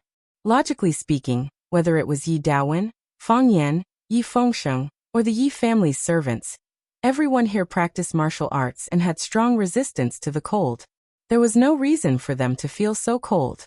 However, after hearing Fang Yan say, "I'm here to see Yi Rou," they suddenly felt that the cold was hard to resist. Yi Fengsheng quickly signaled to Fang Yan with his eyes and said, "Didn't you say you were going to kowtow to our ancestor? Do you think our ancestor will see you? Hurry up and go back. It's snowing heavily right now, and our ancestor won't see outsiders." Yi Dawen frowned slightly. His sharp eyes swept across Fang Yan's face, and he didn't say anything for a long time. This arrogant and conceited guy said he was here to see his daughter in front of his father. Isn't he afraid that I'll beat him to death and bury him in the courtyard as fertilizer? What's his relationship with Yi Rou? Did something unpredictable happen in Yi Rou's trip to the City of Flowers? Fang Yan looked at Yi Fengsheng gratefully and said, "I originally wanted to say that I'm here to thank the Yi family, but I know that it would be more solemn and respectful if Grandpa said it. In Uncle Ye's eyes, I'm still a child, just a junior. I do want to kowtow to the ancestor. After going out for so long, it's natural for me to kowtow and say some blessings to the old man after coming back. It's also a courtesy that a junior should perform. However, I came to the Yi family to see Yi Rou. I didn't come to challenge her, nor did I come to fight her. We've been fighting for more than 10 years, and I've also been beaten by her for more than 10 years. I just want to say thank you. I really am very grateful to her." Fang Yan chose to tell the truth. Fang Yan was a smart person, so he knew from a young age that it was best to be frank and direct when talking to smart people. Most importantly, do not think that you are the smartest person in the world, because you do not know who is smarter than you. He didn't think that Yi Dawen was more stupid than him, so he didn't dare to lie in the slightest. If he said that he was here to thank the Yi clan for their kindness, then Yi Dawen would have waved his hand and sent him back. He couldn't see Yi Rou at all. Why? Yi Dawen's brows knit together, and the worry in his heart grew even stronger. His daughter was at the most critical stage of her life, and he did not want to be affected by a love entanglement with a young boy. Most importantly, he didn't want that person to be Fang Yan. Fang Yan looked at Yi Dawen with a calm expression. There was no inferiority complex, no shame, no complacency, and no embarrassment. His expression was calm, his eyes pure, as if this matter was reasonable. A person who is willing to continuously beat his defeated opponent for 10 years. Fang Yan said with a smile, "I don't think it's easy. It's also something to remember and be grateful for." Yi Dawen's brows relaxed, and a rare smile appeared at the corner of his mouth. He said, "Do you understand?" "I understand," Fang Yan said. "The Fang clan has produced an amazing talent," Yi Dawen said with emotion. He turned around to look at Yi Fengsheng and said, "Go to the warm pavilion and ask the ancestor if she is willing to let the Fang clan's boy go in and kowtow to her." Yi Dawen glanced at Fang Yan, then turned around and left. Yi Fengsheng quickly walked in front of Fang Yan, punched Fang Yan's chest and scolded, "You bastard, I was almost beaten to death by you just now. Didn't I also lie still and let you punch me a few times to vent your anger?" Fang Yan said with a smile. "At least you still have some conscience. This was clearly your plan. Why did you put it on me? What do you mean by stupid? Would I come up with such a stupid plan?" Yi Fengsheng said in annoyance. "It's also to increase credibility. Besides, if I said I came up with this plan, what would Uncle Yi think of me? He would think you're a despicable person." Yi Fengsheng said, "If you say I came up with this plan, what would he think of me? He would think that there's something wrong with your IQ, but it shouldn't be because of your character. so you're more suitable than me to take this blame. Yi Fengsheng rubbed the sore part of his face and angrily said, Are we really good friends? Why do I feel like I'm the one who treats you as a friend, but you don't treat me as a friend at all? If I didn't treat you as a good friend, would I trick you? Feng Yan softly comforted. Of course not. Those who aren't my good friends don't have the right to be tricked by me. You tricked Bai Xiao. You tricked Bai Li Lu. You tricked Lu Jing. You tricked Li Xiaotian. Don't tell me you treat them as good friends? Everything has two sides, you're different from them, Feng Yan hurriedly explained. You're the fatso with the most sense of justice in my heart. Yi Fengsheng sighed and said, Wait here, I'll go to the warm pavilion and ask for you. Wait! Feng Yan shouted. He ran to the living room and took out the large pile of gifts from the table, stuffed them all into Yi Fengsheng's arms and said, Tell the ancestor, just say that this is my filial gift to her. Be more subtle, don't say it too bluntly, it's like we're showing off. Yi Fengsheng helplessly shook his head and said, How could she refuse you like this? Then don't refuse, Feng Yan said with a smile. The warm pavilion was very large, made up of several connected rooms. There was a fire dragon burning under the room, so the room was as warm as spring, very comfortable. And because the ground heating was very dry, there were many green plants planted on the left and right sides of the main room. Red peppers, green cucumbers, and a ground full of big watermelons, looking red and green alternating, growing delightfully. In one of the rooms, an old lady was picking cucumbers on her toes. Yi Ro was carrying a small basket next to her. The basket was already half full of tender cucumbers. Wash them with snow water, take a bite, or mix them with sauce. They were all excellent dishes to go with wine. The maid, Chier, was standing on the side, chattering, reporting what she had just seen to the ancestor and the eldest Mississippi. Originally, no one paid attention to him. I also thought he would feel bored after a while and leave by himself. I didn't expect young Master Fengsheng to leave. Young Master Fengsheng chatted with him for a while. I don't know what they said, but Feng Paopai and young Master Fengsheng started to fight. It seems that young Master Fengsheng insulted him, and also scolded him. Isn't he Feng Paopai?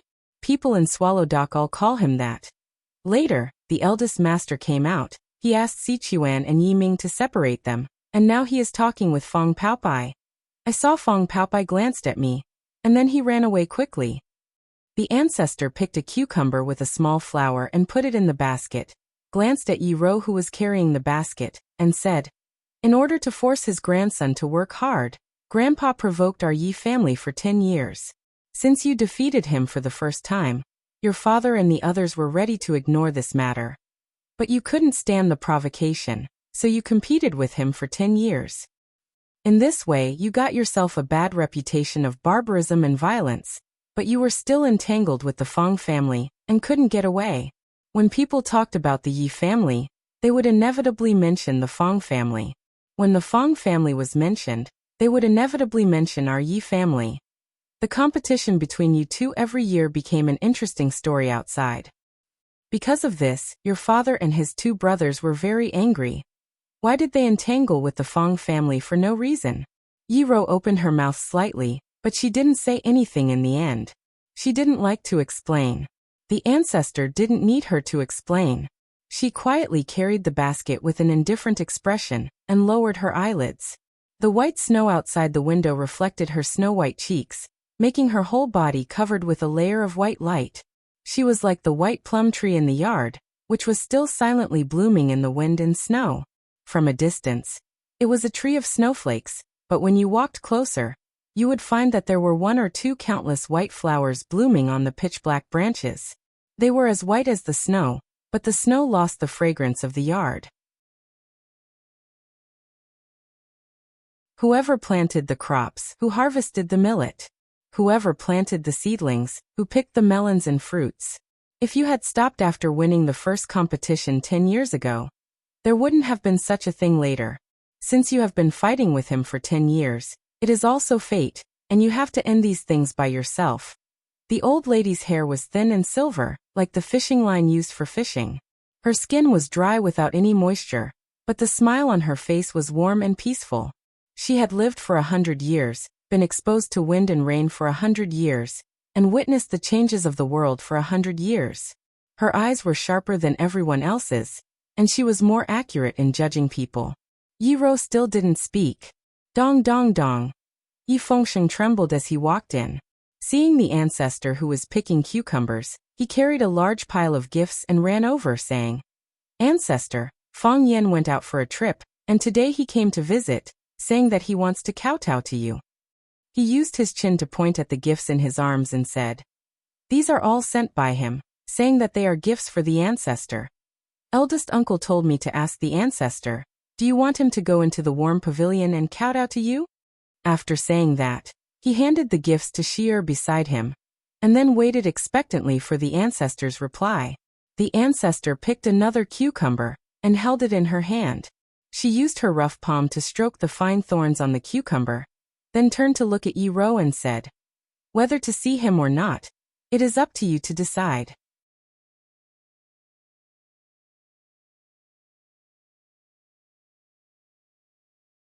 Chapter 335. Yi Fengsheng glanced at Fang Yan as he led the way. Fang Yan grew impatient and said, "What are you trying to say? What's your relationship with my sister?" Yi Fengsheng asked in confusion. When the ancestor asked Yi Rou if she wanted to see Fang Yan, Yi Rou said, "I beat him up for 10 years. It's too easy for him to come here and kowtow to me." Although her words were belittling to Fang Yan, she still asked the ancestor to see Fang Yan. This question confused Fang Yan. What was his relationship with Yi Rou? Friends? Not really. She used to be the person he hated the most. If Yi Rou was the second most hated person in his heart, then no one could be the first. Of course, with the addition of the general's order, he firmly occupied the first position, which was as stable as Mount Tai. He wouldn't be shaken in a short time. Enemy? It wasn't appropriate to say that. Fang Yan knew she wasn't his enemy. Which enemy would risk their life to save the other when they were in danger? Strangers? No, Yi Rou was definitely the person and woman Fang Yan was most familiar with in the world. Fang Yan hesitated for a long time and said with certainty, "Comrades. We are comrades." "Comrades?" Yi Fengsheng opened his mouth and said, "What comrades? Why do I feel like you're up to no good?" Slap. Fang Yan slapped Yi Fengsheng's fat head. Because his head was too big and his neck was too thick, he couldn't dodge Fang Yan's attack at all. Fang Yan was so angry that his face turned purple and his body trembled. He said, "Don't insult the pure friendship between me and your sister." Yi Fengsheng was furious and said, "You already said we're comrades. How can it be pure friendship?" Yi Fengsheng. A cold voice was heard. Yi Fengsheng heard the familiar voice. His face twisted and his fat twitched. He was so scared that he didn't even dare to turn his head. He knew he was tricked by Fang Yan again. He clearly saw his cousin in front of him, but he still tried to tempt her to say such words. "Let me tell you, Fang Yan. You can insult me, but you can't insult my sister. Otherwise, as your brother, I won't let you off." Yi Fengsheng pretended that he didn't hear what Fang Yan said and threatened Fang Yan with a flushed face. After saying this, he turned to look at Yi Rou and said with a surprised expression, "Sister, why did you come out? Hurry inside, it's cold outside." Yi Rou didn't respond. She just looked at Fang Yan indifferently. Fang Yan also looked at Yi Rou. Their eyes met and fought. In a world of ice and snow, everything was white. The ice spines hung upside down and the well water froze. The snow under his feet was like a white carpet, and the snow in the sky was like flying cotton. A white plum tree quietly bloomed. The white flowers could not be seen, but one could smell the fragrance that filled the courtyard. One was a handsome young man, and the other was a beautiful girl. A great battle could break out at any moment, and the atmosphere was oppressive to the extreme. Fang Yan threw a, "I haven't seen your eyes for a long time," but it was sent flying by Yi Rou's, "I hate your eyes when I see you." Fang Yan didn't give up and used beautiful eyes again. Yi Rou was furious and directly used "get out of here" eyes to cut him into pieces. Fang Yan didn't want to be outdone. He used his ultimate skill, "How will I live without you?" and silently sent it over. Yi Rou used "go to hell" eyes, "blind your dog eyes, you despicable, dirty, shameless bastard" eyes, and other killer moves, but still couldn't defeat Fang Yan's ultimate skill. This round, Fang Yan won. Yi Fengsheng looked at Fang Yan, then looked at Yi Rou and asked with confusion, "What are you two doing?" Fang Yan glanced at him with disdain, and didn't waste time to explain anything to him. His level was too low, so he didn't know that an earth-shattering battle had just happened in front of him. Fang Yan looked at Yi Rou and said, "You came to pick me up?" Yi Rou's expression was slightly stiff. She didn't know how to answer his question. She did come out to welcome Fang Yan. Fang Yan came to kowtow to the ancestor with generous gifts. The ancestor didn't need to come out to welcome him, but as a junior, she had to come out to show her acceptance and gratitude. However, Fang Yan said receive instead of welcome. If she nodded, it would feel like a little wife coming to take her husband home. Fang Yan strode toward Yi Rou and said with a smile, "We're family, no need to be so polite. Long time no see, how are you?" "I'm fine," Yi Rou said. "As long as you're fine," Fang Yan said. "I have a lot to say to you, a lot of questions to ask." Yi Rou blushed, then instantly returned to her original indifference. She was annoyed and thought, "What's wrong with this guy? This is the Yi clan. How dare he say something like this? Isn't he afraid that the Yi clan will beat him to death and bury him as fertilizer for the flowers?" She clenched and unclenched her fists, feeling a little uneasy. In the past, she didn't know what uneasiness was because there was nothing worth her uneasiness. However, at that moment she understood. "I'll go kowtow to the ancestor first, then we'll go for a walk," Fang Yan said. "Shihezi is frozen, let's go skating, okay?" Fang Yan knew she wouldn't agree, but she didn't refuse. Yi Fengsheng's eyes widened, looking at Fang Yan as if he had seen a ghost. "My cousin beat up Fang Yan like that, and he still wants to hit on my cousin? Didn't he see that my cousin's face was red with anger? Didn't he know that my cousin's fists were clenched?" Fang Yan glanced at Yi Fengsheng and said, "Fengsheng, let's go kowtow to the ancestor." "Ah, okay." Yi Fengsheng finally reacted and carefully looked at his cousin. Then he took Fang Yan around where his cousin was standing, and went into the pavilion to kowtow to the ancestor. Fang Yan saw the white-haired old man sitting on the pit eating cucumber, and fell to his knees. After kowtowing 3 times he got up and said, "Ancestor, Fang Yan kowtows to you. Your complexion is getting better and younger than the last time I saw you. Ancestor should be 80 years old this year, right?" Kacha. The ancestor took a bite of cucumber, and chewed it with the 2 remaining teeth in her mouth. She looked at Fang Yan and said, "The Fang clan's boy is thoughtful, but his flattery isn't good. If I was only 80 years old, would Wenrou's grandfather call me sister or mother?" Puff. Yi Rou, who was standing beside the ancestor, couldn't help laughing. She originally wanted to endure it, but she really couldn't. A beauty's smile was like a flower, and all flowers were colorless. It was the first time that Fang Yan saw Yi Rou smile, so happily and joyfully. She tried hard to control it, but she couldn't. That embarrassed and angry expression added a touch of cuteness to her. At this moment, Yi Rou was really cute. Thus, for the first time, Fang Yan found Yi Rou quite cute. Fang Yan looked at Yi Rou with a dull expression, and the others also looked at Fang Yan with dull expressions. This guy, didn't he know what restraint was? Yi Fengsheng snorted twice and reminded, "Fang Yan, the ancestor is asking you." He somewhat regretted bringing Fang Yan to see the ancestor. The ancestor usually treasured his cousin the most. If she saw Fang Yan's perverted appearance, she only needed to complain, and it was estimated that Fang Yan and the Fang clan would not be able to enter the Yi clan in the future. If he wanted to pick up girls, he could do it anywhere. Why did he come to the house? Ask me what? Fang Yan turned around and asked blankly. Thus, this time, not only Yi Rou was laughing, but even the ancestor was laughing from ear to ear. Sheer, who was sitting by the bed and massaging the ancestor's legs, also laughed, and Yi Fengsheng laughed so hard that his eyes couldn't be found. The ancestor pointed at Fang Yan, panted and said, "You hairy monkey, you just came to make me laugh, right?" Fang Yan also laughed and said, "When you laugh, you look 10 years younger. When you laugh like this, you look 10 years younger. Now you are only 70 years old. Make it up. You can continue to make up stories." The old ancestor couldn't eat the cucumber anymore, and said with a smile. Fang Yan had a troubled expression and said, Ancestor, I really can't make it up anymore.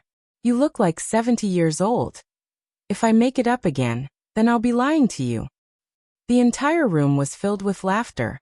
Fang Yan was basically a crosstalk actor brought back by Monkey Sunday. After everyone laughed for a while, the ancestor looked at Fang Yan and said, I heard you went to Huaqing to be a teacher? Yes, ancestor. Fang Yan nodded. Being a teacher is a serious matter. Teaching and dispelling doubts is a great merit, the ancestor said. I've never thought about merit, I just like being a teacher. I'm very happy when I'm with my students, I like their innocent smiles.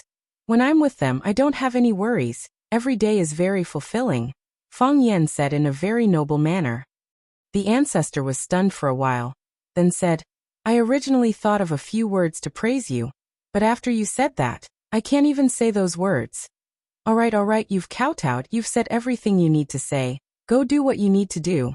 Then I won't disturb ancestor from eating the cucumber, Fang Yan said with a smile. He walked in front of Yi Ro and said, Let's go ice skating. Yi Ro looked at Fang Yan and didn't respond. This bastard son of a bitch. Is this how you invite people? You're saying this in front of the ancestor. How can I say yes? Didn't we agree just now? Fang Yan was anxious. I really have a lot of things I want to say to you. A lot of questions I want to ask you. The ancestor looked at Fang Yan in surprise. Why does it feel like he's about to confess? Yi Ro clenched her fist and said angrily, What do you want to say? Say it here. That won't do, Fang Yan refused. These words can only be said to you alone.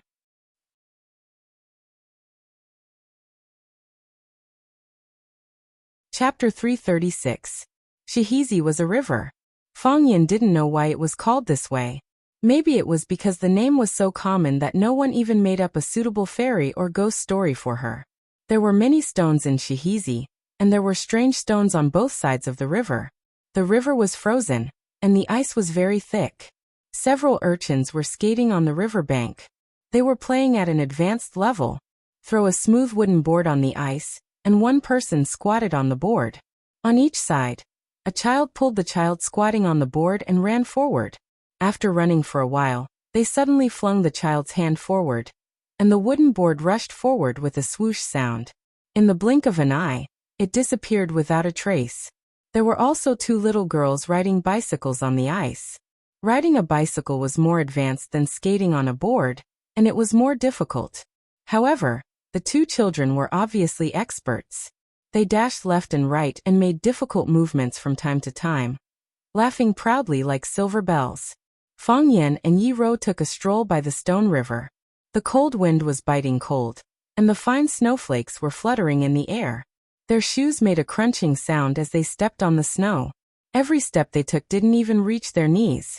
The snow came very early today, and it was very heavy. Fang Yan pointed at the urchins on the river and said, Shall we go skating too? Yi Ro didn't answer. This idiot wants me to skate with a group of children? Let's go for a walk. Fang Yan also didn't think this suggestion was very good. What's the matter with the two of us running into a group of children?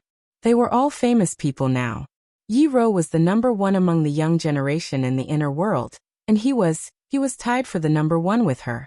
When the group of children saw Fang Yan, they actually shouted in unison.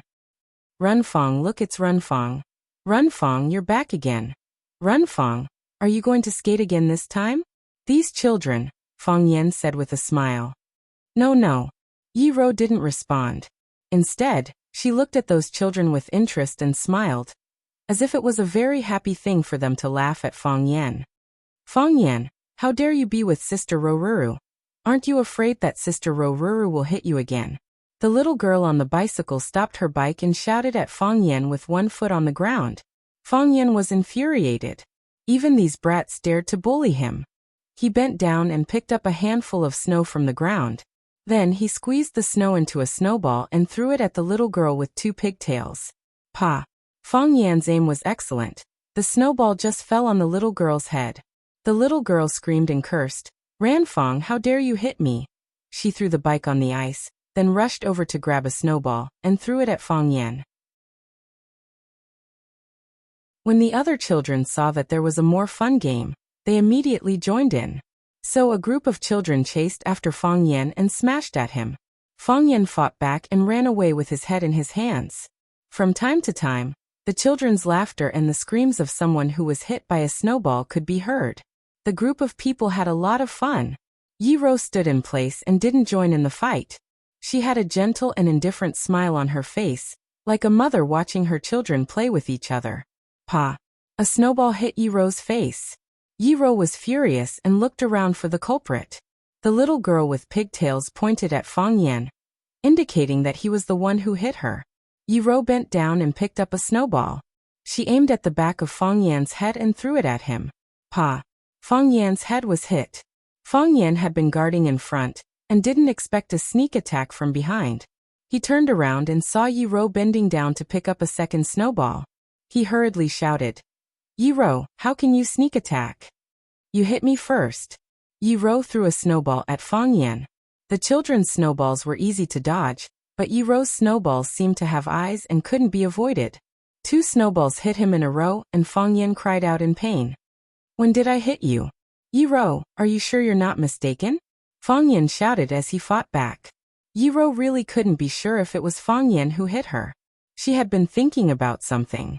Although her eyes were focused on the fight, she didn't notice the surrounding scene. She looked at the little girl with pigtails again. The little girl, Fang Menjing, said in a crisp voice, "Sister Ro, it was Fang Yan who hit you, I saw it." Yi Ro nodded and threw the 3rd snowball in her hand without hesitation.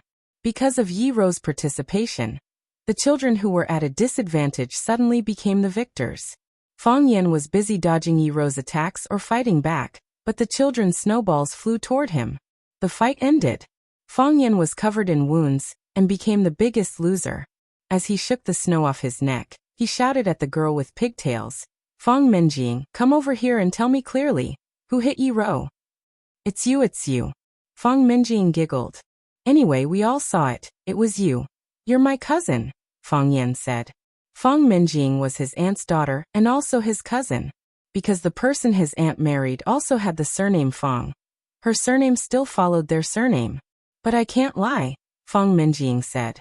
She waved at her friends and said, let's go skating." And so, the group of children once again rushed toward the river.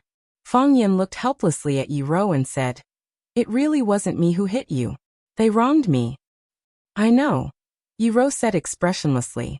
But her current expressionless face was different from before. Before, her expressionless face gave people a feeling of coldness. Now her expressionless face gave people a feeling of joy. She didn't smile on her face, but Fang Yan felt that she must be smiling in her heart. "You knew." Fang Yan had a face of astonishment. "You knew and you still hit me so hard?" "Those children and you," Yi Ro said. "It's easier to hit you." "It's easier to hit me? You can't bully me like this, right?" Yi Ro started walking again. She wore a white casual outfit. Her clothes were thin, but she didn't feel cold at all.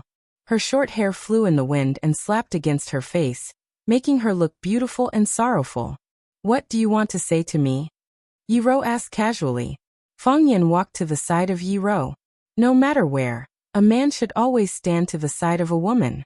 You left in a hurry last time, so I didn't even have a chance to treat you to a meal. To be honest, I didn't expect you to go to Huacheng. I didn't even think that someone would go there. I was ready to face this challenge alone." "I can't say that I was ready. It's just that I had escaped once at that time, so I couldn't escape again no matter what. I would either die standing or die fighting. I felt that I should pluck up my courage for once. At that time, I was giving a big class to the students. My class was good and the students liked it, so the principal forced me to give a big class to the students twice a week. The day you went there was the first time I gave a big class to the students." Fang Yan talked endlessly, talking about whatever came to his mind. It was like 2 best friends chatting about their daily lives, or a couple reuniting after a long separation. "When you suddenly walked in, my mind went blank. I forgot what I said before, and I didn't know what to say next. You don't know what happened later. After you left, many people went to look for you. There were also many boys who regarded you as their crush, and they gave you the nickname Queen in Black. Yi Rou glanced at Fang Yan and didn't answer, waiting for him to continue. The two idiots, Fang Yingying and Fang Haohan, thought that I would be no match for the Chiba army, so they came up with such a stupid way to expel the Chiba army. They didn't know that even if they succeeded, we would still lose the battle. It was even worse than when I was beaten up by the Chiba army in person. I didn't expect that you would also appear that night. If you hadn't shown up, I'm afraid that Fang Yingying and Fang Haohan would have suffered a great loss. They were afraid of you, but they liked you more. I showed up because I wanted to, Yi Rou said. No one said that I couldn't challenge the Chiba army. And no one said that I couldn't challenge the Chiba army before your final battle. I just happened to meet those two idiots. I know. Fang Yan nodded repeatedly. I know you won't admit that you actually care about me, and I can pretend that I don't understand. Don't mess with me. Yi Rou stared at Fang Yan and said. I didn't mess with you, Fang Yan said seriously. I used to mess with you a lot, but that's because I hated you. I hated that you were too powerful. I hated that you were merciless, and I hated that you made me lose every time we competed. I just want to say thank you. Thank you for beating me up for 10 years and forcing me to improve. Thank you for allowing me to possess the heart of Taiji. Thank you for coming all the way to Huaxing to help me. Thank you even more for making the Fang family different from before. Yi Rou was silent and didn't speak. What's wrong? Fang Yan looked at Yi Rou and asked. He felt that her expression was very strange. Shouldn't she say something when he thanked her so deeply and sincerely? Fang Yan, Yi Rou said softly. It seemed that she had finally made up her mind. Okay, Fang Yan replied happily. Go on, Yi Rou said. What?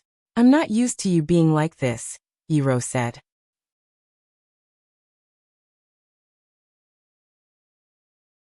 Chapter 337. Yi Rou's expression was very serious, as if she was talking about the fact that she was a woman. It proved that she was not joking. Fang Yan's change really troubled her. She thought he was good before. Fang Yan habitually acted lowly, and she habitually beat up the lowly Fang Yan. Then, a matter was perfectly resolved through the interaction between the two of them. Fang Yan suddenly stopped being cheap, and started to express his feelings. She didn't know how to communicate with him. However, they still needed to communicate. If they didn't say or do anything, wouldn't that be too disrespectful? She was not a person who liked to change. The winter wind blew, the snowflakes drifted, the birds flew over, and countless horses ran by. Fang Yan trembled in the wind for a long time, and then he said in a hoarse voice, I think I'm not very good at what you said. Well, Yi Rou thought for a while and said, You were good before. Good. Then why did you beat me? Except beating you. Yi Rou felt embarrassed to answer such a question, because the truth was actually very hurtful. I don't know what I should do. Fang Yan used to think that he was the one who ended the conversation. But after meeting Yi Rou, he realized that there was a big gap between him and Yi Rou. Then there was a long silence.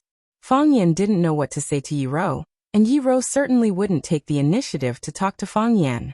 Crack, crack. Their shoes stepped on the snow, making a clear and melodious sound. Behind them, there were two lines of footprints of different sizes on the white mirror-like snow. The footprints were very long, extending to the end of their sight.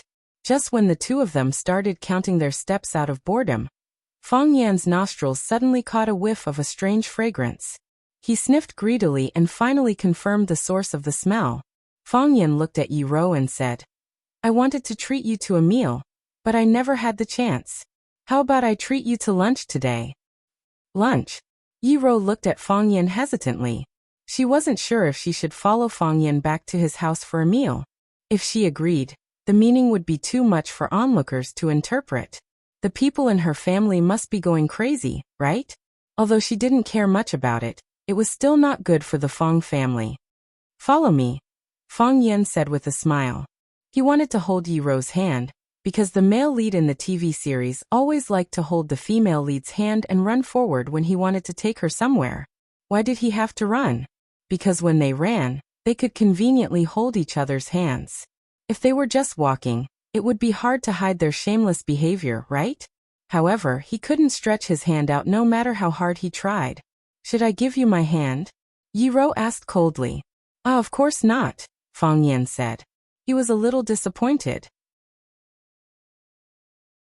How could he be found out about his psychological activities? Fang Yan didn't take Yi Rou back to the Fang family for a meal because he knew what it meant. Besides, he knew that if he made such a request, Yi Rou would definitely refuse. Fang Yan had a very sensitive nose. He sniffed the fragrance in the wind and searched all the way. Sure enough, he found a stone house in the hollow at the end of Shihizi. In fact, it wasn't a stone house at all. It was just a stone wall about 1 meter high built by some broken stones. It was surrounded on 3 sides, and one side was empty. There was no roof on the wall, so the snowflakes could fall in freely. When Fang Yan walked over with Yi Rou, he saw several people lying on the edge of the stone house with their butts up. They didn't know what they were doing sneakily, and they laughed like wolves from time to time. Hearing the footsteps behind him, a young man wearing a leather hat looked back, and then his expression became weird. The others felt something was wrong. They looked back together and looked at the 2 uninvited guests with the same surprised expression. Did we come at the right time? Fang Yan asked with a smile. Run, Fang. Why are you here? Li Xiaotian, wearing a leather hat, stood up with a black ball of mud in his hand. I smelled it, Fang Yan said. He strode over and grabbed the mud ball from Li Xiaotian's hand, saying, Are you all full? Give this to me. I have to treat you at noon. You're treating us with this? Zhu Zaidan looked at Fang Yan in surprise and then looked at Yi Rou, who was standing behind Fang Yan. Although Yi Rou was also a member of Swallow Dock, she was not the same kind of person as them. It was not only because of the Yi family's prestige, but also because Yi Rou was a genius girl. Genius girls were always lonely. No one wanted to be friends with her, so she enjoyed herself and never joined anyone's circle. As a result, everyone in Swallow Dock knew Yi Rou's name. They respected her, feared her, and even worshipped her, but no one wanted to be friends with her. Everyone thought that a person like her didn't need friends. However, if Yi Rou agreed to accept someone's invitation, then any young man of the right age in Swallow Dock would have to dress up, book a private room on the first floor of Yanjing, or invite the top chef of Swallow Dock, Madame Hua, to prepare a feast. How could they be so casual? This is good. It's natural, Fang Yan said with a smile. He knocked open the mud ball and took out a small round ball wrapped in lotus leaves. Before the lotus leaves were opened, a rich fragrance of meat and lotus wafted out. When Fang Yan peeled off the outer layer of lotus leaves, a bird with its feathers plucked appeared in front of everyone. Its skin and flesh were yellow, smooth and tender. It was not scorched or tough, just right. Steam rose from the bird's body, and the steam was also fragrant, arousing people's appetite. They couldn't help but swallow their saliva secretly. Fang Yan kicked Li Xiaotian again and said, Where's the material? You must have prepared it. Give it to me. Li Xiaotian had no choice but to hand over a glass jar in the stone house. Inside the glass jar was the chili sauce made by Grandma Wang. It was spicy and fragrant. A little bit of it could make people sweat and shout with satisfaction. It was a must for barbecue, and Fang Yan and the others had eaten it many times before. Fang Yan unscrewed the glass jar, dipped the brush into the chili sauce, and smeared the whole body of the bird in his hand. After completing the whole process, Fang Yan handed the bird on the lotus leaf to Yi Rou. Try it, Fang Yan said with a smile. I'll treat you to lunch. Yi Rou frowned. She looked at the bird in Fang Yan's hand, but didn't reach out to take it. We used to eat like this, said Fang Yan. Don't worry. It's very clean. Li Xiaotian said hurriedly. Yes, we were going to eat it ourselves. We washed it many times. Yi Rou took it, tore a piece of meat with her fingers, and put it in her mouth. Spicy. Her first reaction was that it was spicy. It was like someone threw a chili bomb into her mouth. With a boom, it exploded, waking up all her internal organs, blood, skin, and hair. When one's forehead was covered in sweat, and when one's mouth and taste buds gradually adapted to the spiciness, one would notice that the fragrance of the meat and lotus leaves lingered in one's mouth, lingering for a long time without dispersing. Where was the meat? The meat had already slipped into her stomach when she put it in her mouth.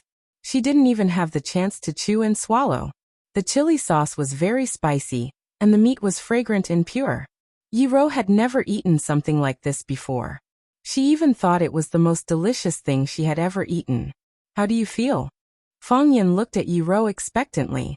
He was like a child giving his favorite toy to another child to try, waiting expectantly for her comment or appreciation.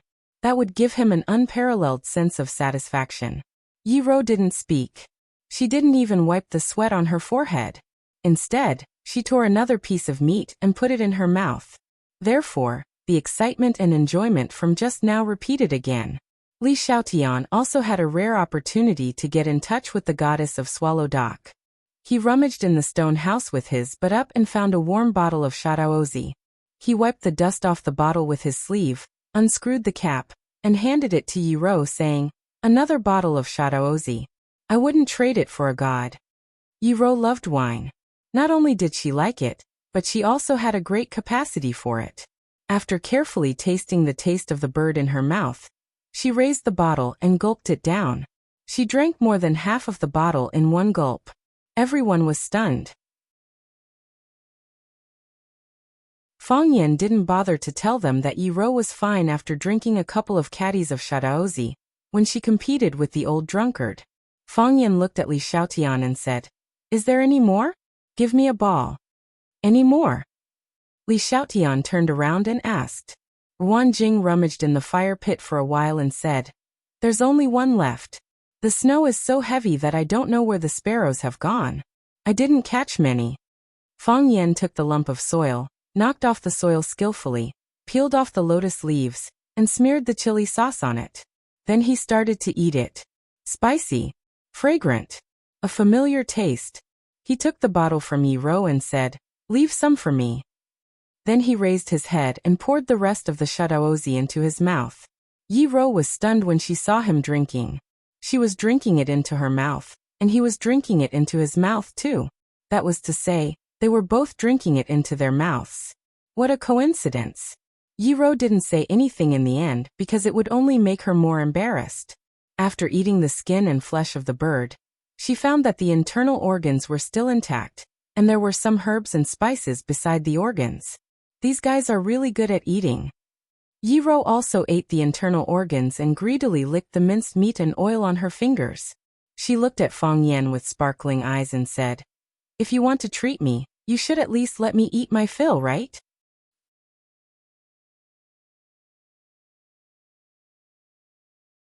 Chapter 338. In a world of ice and snow, eating beggar's sparrow and drinking Shadaozi was indeed one of the greatest pleasures in life. Yi Rou's lips were rosy and shiny. She was like a hungry puppy, looking at her master pitifully. "I have to fill my stomach, right? Yes, I have to fill my stomach, right? Isn't it too insincere to treat people without filling their stomachs?" Yi Rou's question really embarrassed Fang Yan. He turned to Li Xiaotian, who shook his head and pointed at the half-sparrow in Fang Yan's hand, saying, "That's the last one." To prove that he didn't hide it, Li Xiaotian openly ran to the stone house and dug out the grass ashes. He kicked out the burning firewood and charcoal ashes. It was empty inside, and there were no more lumps of mud. Fang Yan handed the half-sparrow to Yi Rou. Yi Rou shook her head. There was only a small part of the sparrow left in Fang Yan's hand, and Fang Yan ate it carelessly. Others tore the meat with their hands, but he bit the meat with his mouth. Who would want to eat such a bird? Fang Yan quickly stuffed the remaining half of the sparrow into his mouth. After wiping his hands with snow, he pulled Li Xiaotian and Zhu Zaidan aside for a secret talk. "Brothers, do me a favor," Fang Yan said with a bitter face. "She's not full." "Of course," Li Xiaotian said. "You invited Miss Yi to dinner, and this is what you want. She's rejected by a bird? Isn't that too much?" "That's right. If she accepts my invitation, I'll treat her to the best hotel in Yanjing, the state guest house." Zhu Zaidan was also very dissatisfied with Fang Yan's behavior. Yi Rou was their goddess. How could she be insulted like this? "If I were Yi Rou, I would turn around and leave. Who would want to eat your bird?" Ruan Jing sighed. They not only looked down on Fang Yan, but also on Fang Yan's bird. All right, don't fight for her. What is primitive? What was fun? This was the original ecology, this was the interest. What do you old virgins know? Can't you see how much she likes to eat? This proves that my choice is correct. Fang Yan said angrily. When a friend is in trouble, you have to help him. She's not full. You guys have to help her find a way to fill her stomach. What else can we do? Li Xiaotian said with a smile. It's not like we can conjure a few birds for her to roast. Hearing Li Xiaotian's words, Fang Yan's eyes lit up and he asked, Where did your bird come from? Nonsense, of course it's to capture. You're talking like you've never done it before. Then let's go catch it, Fang Yan said. He looked at the bamboo poles and the big net on the side and said, The tools are all ready made. Shall we go and fish the net now? Li Xiaotian, Zhu Ziden, and the others stared at Fang Yan and said, Little Yanzi, are you kidding me? Catch birds now? With beauty ye? Clean them up after capturing them? Roast it after washing it? How long will it take? I'm afraid it'll be time for dinner. I don't care how long it takes. Fang Yan said excitedly. Anyway, I've just eaten a bird, so I won't be too hungry. Let's go to the bamboo forest with the tools and fish some birds back to make dishes. Wanjing, go back and get some wine, lotus leaves, spices, and chili sauce. I'll leave the logistics to you. No choice. Wanjing nodded. He was the smallest in the team, and was responsible for passing messages and running errands when there were group activities. The rest of you go to the bamboo forest. Fang Yan gave the order without hesitation. No one refuted Fang Yan's words. They carried the tools and walked to the bamboo forest not far away. They used to do this kind of thing often, so it was a piece of cake for them now. Fang Yan walked to Yi Rou and said with a smile, Are you interested in chasing birds? Chasing birds? Yi Rou's eyes lit up even more. It seemed that she was really interested in this kind of thing. The so-called chasing birds was to drive the birds into the big net they set up. It was the same principle as chasing fish in a pond. The difference was that the fish were driven in the water, while the birds were driven in the sky. They set up a huge net on one side of the forest, and fixed it with 2 huge bamboo poles. The place Fang Yan and the others chose to chase the birds was the wild bamboo forest. The dense bamboo forest was the natural prey for the wild birds. Fang Yan and Yi Rou were in one group, Zhu Ziden and Chen Hua were in another group, and Li Xiaotian and his brother Li Xiaoyi were in another group. The last person was responsible for watching the net. If the bamboo poles fell and the net was broken, their hard work would be in vain. Then, the 3 groups set out from 3 directions into the depths of the bamboo forest, waving the long bamboo poles in their hands. Pa! Fang Yan slammed the bamboo pole into the bamboo forest, and the birds scattered in all directions. Yi Rou had already understood the principle of chasing birds. It was actually a U-shaped encirclement, and the only exit was to set up a big net to catch the panicked sparrows. Pa! Yi Rou also raised a bamboo pole, and patted it in the other direction of the bamboo forest. Pa! Fang Yan patted it to the left. Pa! Yi Rou patted it to the right. The two looked at each other.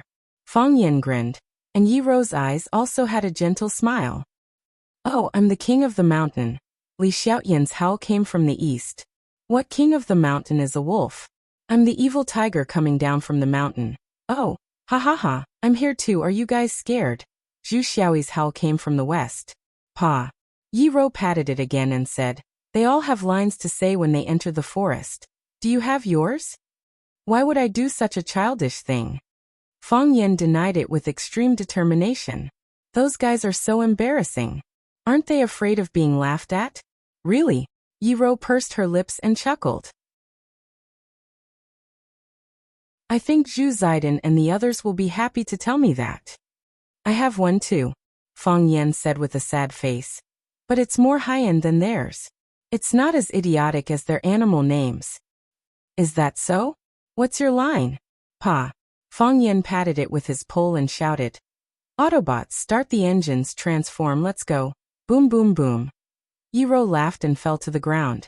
With 3 quick attacks, the wild birds in the bamboo forest screamed and rushed toward the only exit. Gua! Then they let out even more panic screams. Because they suddenly found that their movements were restricted. They crawled into the transparent holes.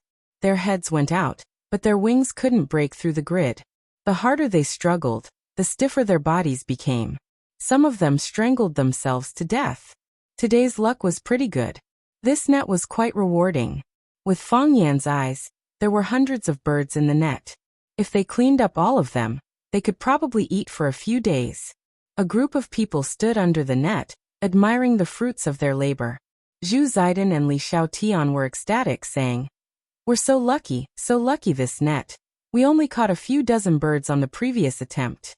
That idiot Li Xiaoyi accidentally opened a corner of the net when he retracted his pole, and more than half of them escaped.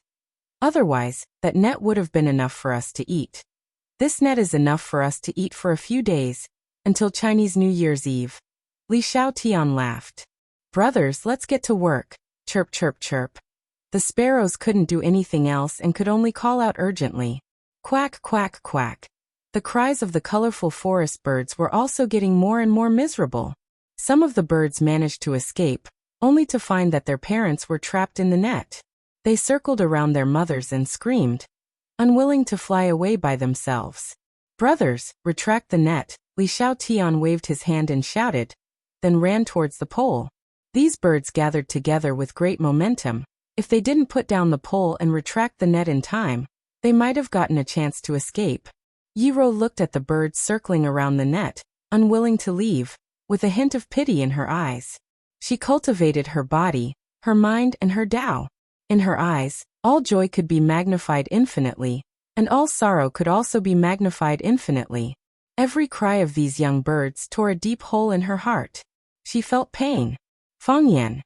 Yiro suddenly shouted. Fang Yan had been standing next to Yiro, asking, "What is it? Can you give them to me?" Yiro asked. Fang Yan smiled and said, "They were originally meant for you. Just wait until they're done. You don't have to worry about them. Although you're a woman, they're better at this than you are. Once they're cooked, you'll be in charge of wiping them out." "I mean, give them to me now," Yiro said. Fang Yan was a little surprised.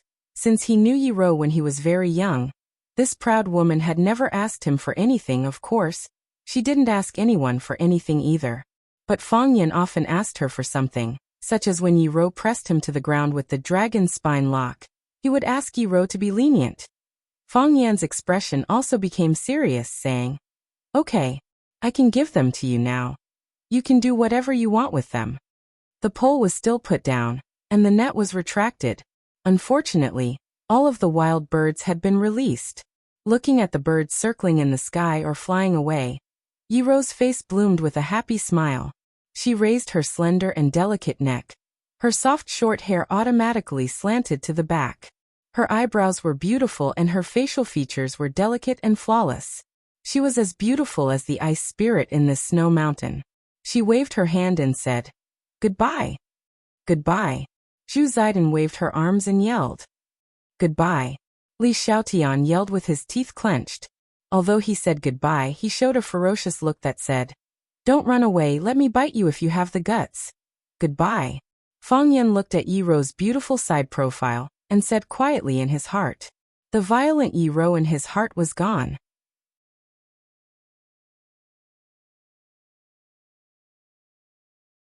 Chapter 339. The sky was gray, and the earth was white. The birds flew away, leaving only a few feathers as a sign of their existence. Since the birds had flown away, there would be no lunch today. Looking at Li Xiaotian and Zhu Zaidan's pitiful expressions, Fang Yan was full of sympathy for them. He said aloud, "I've said it before. This is a very inhumane thing to do. What's so delicious about birds? They're small and skinny. If you want to eat them, we can go to the mountain to hunt pheasants and rabbits, catch a few handfuls of chili, and make a big pot of stew. We can eat as much as we want. There's plenty of meat, and we can eat until we're full. Isn't that great?" Li Xiaotian and Zhu Zaidan were trembling with anger. If it weren't for Yiro, they would have thrown the black leather gloves on their hands at Fang Yan and fought with him. They knew they couldn't defeat Yiro. When did you ever say that this was an inhumane thing to do? Weren't you the one who said you wanted to hunt birds the most? You were the commander-in-chief of the operation, and we were all your lackeys, okay? What's so delicious about birds? Who was the one who thought they tasted good and dragged us out to hunt birds? You should be careful when you speak." Hearing Fang Yan's words, Yi Ro's eyes lit up again. She said, "Hunt wild rabbits." Everyone looked at Yi Ro carefully, for fear that she would ask for something else. Li Xiaotian and the others didn't have to answer, but Fang Yan had to. After all, Yi Ro was his guest. He looked at Yi Ro with a smile and said, "Yes. Many pheasants and rabbits come out to play after it snows. The snow is too deep, so they are not as agile as before. Especially the rabbits, whose legs are short, can't jump out of the snow holes once they fall into. We used to go up the mountain to catch them. After catching them, we can make dry-fried chicken or dry-fried rabbit with extra seasonings and chili. We eat them with a mouthful of wine and a piece of meat, sweating profusely. Can we catch them now?" Yi Ro pretended not to see the painful expressions of Li Xiaotian and Zhu Ziden and asked. Fang Yan looked back at Li Xiaotian, Zhu Ziden and the others in a friendly manner and said, "It should be okay?" Yi Ro waved her hand and said straightforwardly, "Let's go hunt wild rabbits." Therefore Li Xiaotian, Zhu Ziden, and the others looked even more miserable. Li Xiaotian pulled Fang Yan's arm aside and said in a low voice, "Brother, please do us a favor and let us go. You went to pick up girls, and we followed you. Besides, when we catch some wild chickens and hares later, Miss Yi will become soft-hearted and ask us to release all the wild animals. What will we eat then? I've only eaten 2 birds for the whole day. I'm so hungry after being tortured by you guys. You guys have fun, shall we go back first? I want to let you go, but as you can see, this matter is not up to me." Fang Yan smiled helplessly. "But I can promise you that I won't let go of any pheasants or hares that we catch later. If she dares to do such a thing again, I'll slap her. How dare she?" Li Xiaotian stared at Fang Yan with disdain and said, "You have to be able to beat her first. You were beaten up by her. Who would believe you? That was before. Now she's no match for me at all. When I'm in a bad mood, I drag her out and beat her up. She doesn't even dare to fight back. Hurry, tell the brothers to prepare and show this inexperienced girl the strength of our Swallow Fort, Pretty Men Team." Pretty Men Team was the name of the bird hunting team led by Fang Yan. At that time, there was an idol drama called Meteor Garden that was very popular. They got inspiration from this drama, so they chose this name. Originally, they wanted to copy the F4 group and call themselves F11. But as more and more members joined, they couldn't be F11 today and F12 tomorrow. That would be inconvenient for them to spread their fame. They had no choice but to change their name. The first 11 people who joined were pretty men, but those who joined later were not pretty men. It was not good for the unity of the team. "We really can't let them go this time," Li Xiaotian said worriedly. They had no sense of team honor at all. "We definitely won't let them go." "Then let's go," Li Xiaotian said, resigned to his fate. "I hope we didn't work for nothing this time." Ruanjing, who was sent away by Fang Yan to get the lotus leaf chili sauce, returned. He raised the big bag in his hand excitedly and said, "I've brought everything you wanted. Where are the birds?" Fang Yan glanced at him and said embarrassedly, "Ruanjing, please go back and get a pot." A rabbit and a chicken were cut into pieces and stir-fried in the big pot. Spices and handfuls of red chili were added. Then shredded ginger and scallions were sprinkled over. When the meat broth in the pot was bubbling, the lid was lifted and the chopsticks were used to eat. Hot and spicy. Then a big mouthful of the shadaozi brewed by a small workshop in Swallow Fort. Even a god wouldn't trade that taste. Men always wanted to get beautiful women drunk when they met them. Li Xiaotian, Zhu Ziden, and the others were no exception. However, Yi Ro's eyes became brighter and brighter as she drank, while Li Xiaotian, Zhu Ziden, and the others became dumbfounded. Fang Yan didn't bother to remind them. He just ate the meat and drank the wine. When he was full, Li Xiaotian, Zhu Ziden, and the others had already fallen asleep in the snow. Ruanjing looked at Yi Ro in surprise as if he had seen a ghost. Sigh, he went back and got a barrel of shadaozi. Now the barrel was empty. Li Xiaotian, Zhu Ziden, and the others drank 5 liters, while Yi Ro drank 4 to 5 liters. Does this woman have a limit to her alcohol tolerance? Ruanjing looked at Fang Yan and said, "Why didn't you remind me?" "I did," Fang Yan said, feeling wronged. "Why did you remind me?" I didn't even dare to drink with her, Fang Yan said. You won't die if you don't ask for it. Puff. Ruan Jing also threw up on the ground. He didn't know whether it was because he had drunk too much or because of Fang Yan's anger. Originally, he also wanted to beat Yi Rou with Zhu Ziden and the others, but he stopped when he found the situation was not right. So he ended up half dead. Leaving the drunkards to Ruan Jing, Fang Yan accompanied Yi Rou back to the village. Did you play like this before? Yi Rou asked. Yes. Fang Yan nodded. There are many games. You only saw the tip of the iceberg today. It seems you had a good life before? Yi Rou said with emotion. Compared with Fang Yan, there was nothing to say about her childhood. It was okay. Before I met you. Fang Yan realized he said something wrong. He quickly changed the topic and said, Is the game good today? If you want to eat, we can come over anytime. It tastes good. Yi Rou nodded and said, Before you met me. What about after you met me? Before I met you, my life was very happy. After I met you, my life is very fulfilling. Fang Yan said seriously. Fulfilling is one level higher than being happy. Life can't be silly and happy all the time. Fulfilling makes one's life complete. Do you really think so? Yi Rou glanced at Fang Yan and asked. She didn't believe Fang Yan's nonsense. Of course. Fang Yan nodded very seriously. If I didn't meet you, would I have the heart of Tai Chi? Why don't Li Xiaotian and Zhu Ziden have it? Yi Rou wanted to hit him again. She said in a low voice, That's because they don't practice Tai Chi. That's why I said they will never have the heart of Tai Chi, Fang Yan said with a smile. If I didn't have the heart of Tai Chi, how could I defeat Qinya military department? How could I become the inspirational role model that every parent chooses to teach their children? How could I become the idol in the eyes of countless boys and girls in Swallow Dock? When Fang Yan was bragging about himself, he met Bai Xiao and Phoenix who were strolling in the snow. Bai Xiao and Phoenix walked over from the opposite bank of the Stone River. Bai Xiao's hair was still loose and he was wearing a white robe. The difference was that he was wearing black cloth shoes today instead of running barefoot in the snow like last time.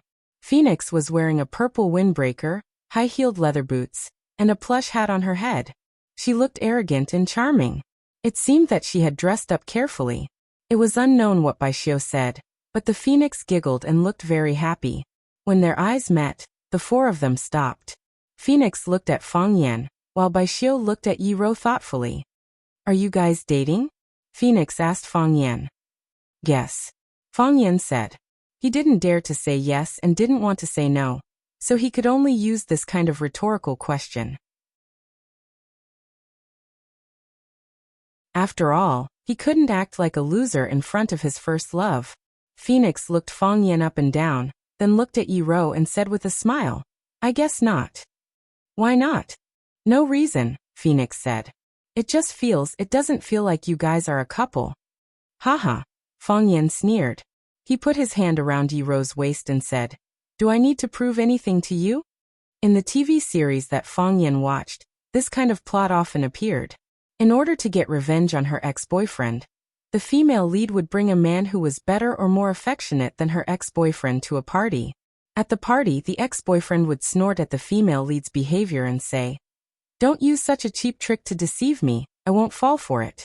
There's no relationship between you two. You brought him here just to make me angry, right? Then, in a rage, the female lead would rush up to hug and kiss the male lead. Of course, the female lead would usually kiss the male lead in the TV series.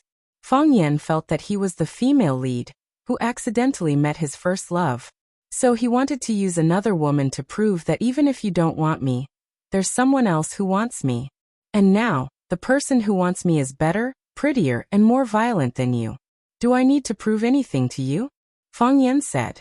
As he spoke, he put his hand around Yi Rou's waist as he wished. It had to be said that Yi Rou's waist was very thin. Of course she was thin, so her waist was naturally not fat. The most important thing was that it felt very good. There was no excess fat, and it wouldn't be shriveled into a pile of bones. Oily and smooth, soft and tender. Among the women he had touched, she could be ranked in the top 3. Of course, Fang Yan had only touched 3 women in total. Why is my nose bleeding? What's going on?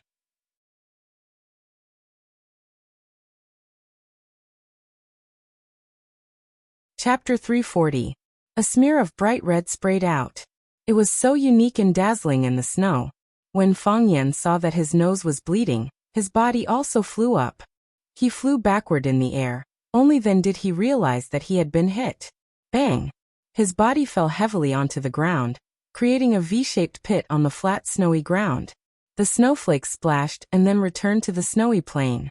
Fang Yan stared blankly at the vast and lonely sky, thinking that the plot shouldn't have developed like this. According to the story extension in the TV series, Yi-Ro should be slightly surprised and full of expectation at this moment. When he kissed her, her eyes widened and she fell into a state of stupor. Usually, when this scene appeared, the picture would freeze and the story of the episode would end. Start singing and calling out subtitles. At the beginning of the next episode, the male lead would pull the female lead and run. They would run on a long bridge or a beautiful river bank. They ran and ran until they were out of breath and could no longer run. The male and female protagonists lay on the railings or their knees, panting heavily. The female protagonist asked why they were doing this. The male protagonist impatiently asked, "What's wrong with me?" The female protagonist said, "What do you want?" The male protagonist said, "What do you want?" The female protagonist was very angry and turned to leave. The male protagonist did not try to hold her back. Why did she hit people? Fang Yan couldn't understand this question. You hit me in front of my first love and her boyfriend. Don't you know it hurts my pride? You can't even bear to eat a bird. Am I less than a bird? Phoenix's damned smile appeared in front of him. She crouched down and looked at Fang Yan, who was lying in the snow, and said, "Are you all right?" "What do you think?" Fang Yan said snappily. "I'm already like this. I'm injured both inside and out. Can I still get better?" "I'm sorry, I shouldn't have asked you that question," the Phoenix said apologetically. The question she was referring to was, "Are you guys on a date?" If she didn't ask, Fang Yan wouldn't have to deliberately prove anything to her. If Fang Yan didn't prove anything, he wouldn't have been beaten. Fang Yan felt as if someone had stabbed him in the chest again. Wouldn't such an apology be another slap in the face? He grimaced in pain and grabbed a snowball to wipe the blood off his nose. "What does this have to do with you?" Phoenix gave Fang Yan a strange look and said, "Is it not because I asked you that question that you are lying here?" "Of course not," Fang Yan denied. "How could I be beaten just because you asked me a question? Is there such a barbaric and violent person in this world? Then why?" "Because I held her waist.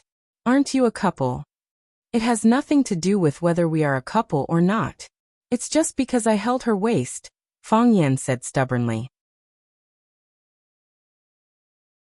Can't couples hug each other's waist? Who says that couples can hug each other's waist? I haven't even seen Bai Xiu hug your waist. Fang Yan's thought process was very contradictory, but the logic was very simple. I was beaten not because we aren't a couple, but because I held her waist. If that's the case, wouldn't it look better? Young people still care a lot about their dignity. So that's how it is. Phoenix squinted her eyes and smiled. She took out a handkerchief from her pocket and handed it to him. "Do you want me to wipe it for you?" "No need," Fang Yan said. "Your boyfriend will be jealous." "Then should I help you up?" "No need," Fang Yan said. "I want to lie here and calm down." "Then we'll go first," Phoenix said. "I won't see you out," Fang Yan said. He was lying in the snow. This position was quite comfortable. He didn't want to get up. If he got up, he would have to see Bai Xiu's face. He really didn't want to see Bai Xiu's face right now. Phoenix walked in front of Yi-Ro and said, "He took you to eat bird lotus leaves." "Yes. He took you to the bamboo forest to catch birds." "What are you trying to say?" Yi-Ro raised her slender eyebrows. "He took you to eat pheasant and rabbit stew and drink the strongest shadaozi?" Phoenix giggled and said, "He used to treat me like this too. Later on, I found out that this is the standard way for boys from Swallow Fort to pick up girls." Phoenix waved her hand at Yi-Ro and said, "We still want to go for a walk. Your boyfriend. We'll leave him to you." And so Phoenix and Bai Xiu continued to stroll towards their destination. The sound of laughter scared away the forest birds and the colorful snowflakes. Fang Yan looked at the dancing snowflakes in front of him and thought, "The weather is so beautiful when it snows."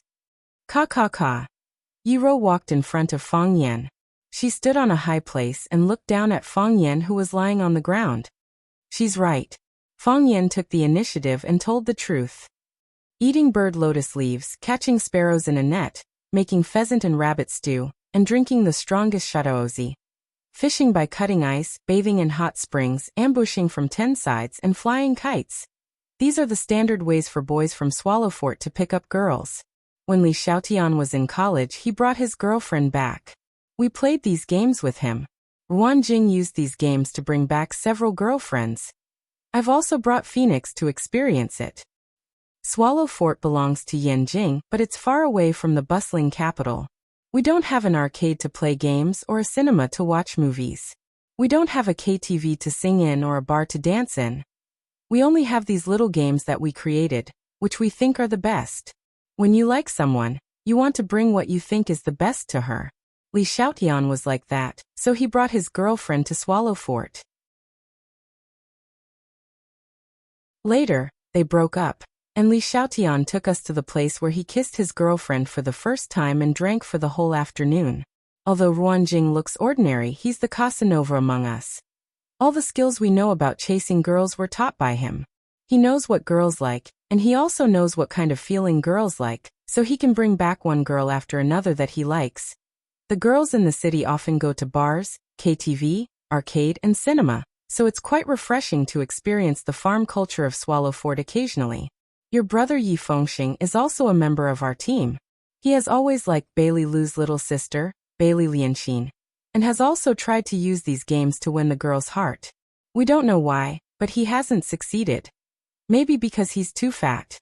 We've been asking him to lose weight, but we didn't expect him to get fatter and fatter. At that time, the person I hated the most was you, and the person I liked the most was Phoenix. I liked her the first time I saw her. She came in her father's military car, wearing a little white dress. Standing in the middle of a group of soldiers, she was like a little princess being protected. She was very beautiful, and also very arrogant. But her beauty and arrogance didn't repel people 1,000 miles away, and it was very easy for people to get close to her. She saw us peeping at her from a distance, but she wasn't angry. She even waved at us and said, "Do you want to eat chocolate with me?" You see, she conquered all of us with one sentence. She's obviously the same age as us, but everyone is willing to listen to her. When you're in a bad mood, she can tell at a glance, and she will chat with you. After a while, you'll find that you've already forgotten why you were in a bad mood just now. When you're injured, she will rush to treat you. She's very good at bandaging. It's said that her mother is a doctor in the military hospital, and she learned bandaging skills from her mother since she was young. She was also very generous. She often gave us good food that we had never seen before. She even gave us all kinds of guns, bows and arrows, as well as the good cigarettes that people gave to her father, and the good wine that her grandfather kept in his private collection. She treated us very well. The weather was cold, and the snow was extremely warm. Fang Yan was lost in some kind of thoughts, and he didn't even notice the change in Yiro's eyes. At that time, I often fought with people. I also often fought with you. Every time I was injured or defeated by you, I would go to her for help to treat. Even sometimes when I won, I would try to find some wounds on my body. That way, I could listen to her comforting words and watch her bandage me. She was never impatient, and I also think that was the happiest time of my life. I wasn't the only one who liked her. Bai Xiu liked her, Bailey Lu liked her, and Yi Fengxing used to like her. A group of boys around us all liked her. So the competition was particularly fierce, and each of us exhausted our efforts and used all our means. For us at that time, it might be the most important thing in our lives. Fang Yan felt a little sour in his nose, and his chest was depressed and uncomfortable. He was lying on the snow, and in addition to the thin layer of clothes on his body, there were only the tiny snowflakes and the distant sky on his body. However, Fang Yan just felt very uncomfortable in his heart, as if something was going to tear his chest and break out of his body. He wouldn't understand that it was an emotion. That emotion had a very common name, lovelorn. For a teenager, being lovelorn might be an important thing that would affect his life. At that time, Fang Yen didn't know how to release this kind of negative emotion, because with his character he would only bury it deep in his heart and pretend that nothing had happened. But today, it jumped out without any warning. It was honest under the sky, in the snow, and under the gaze of Yi Ro.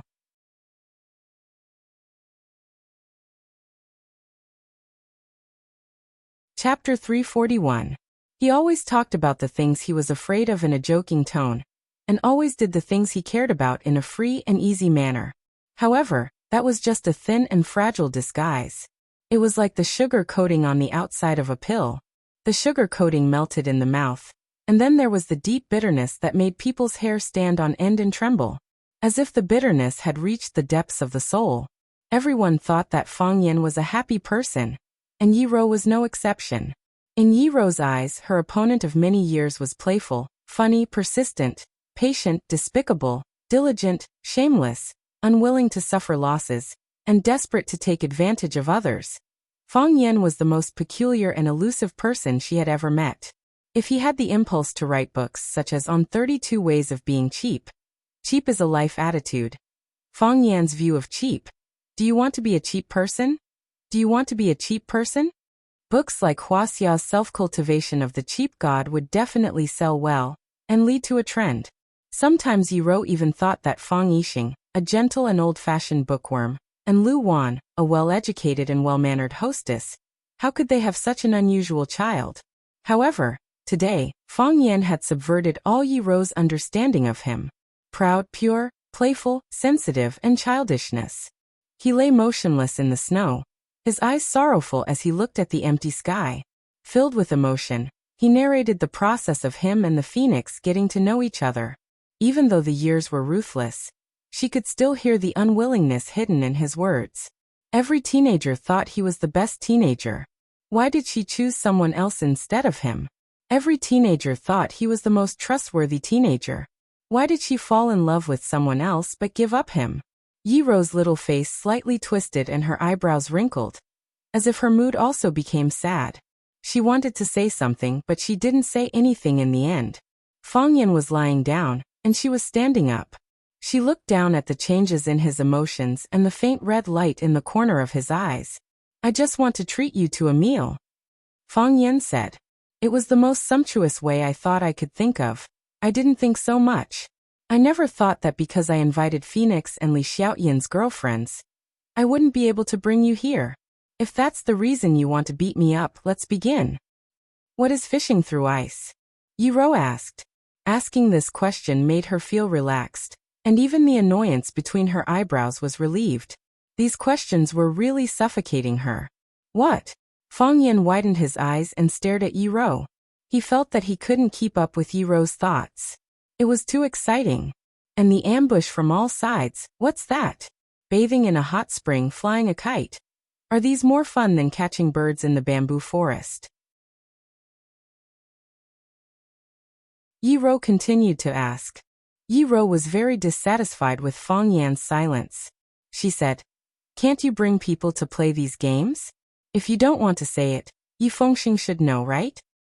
"You're not angry at all?" Fang Yan asked. "Angry? Why should I be angry?" Yi Ro asked. "What Phoenix said. What does it have to do with me?" Yi Ro asked back. "But you hit my nose," Fang Yan said. "Didn't you hit my nose because you were angry?" "I hit your nose because I was angry."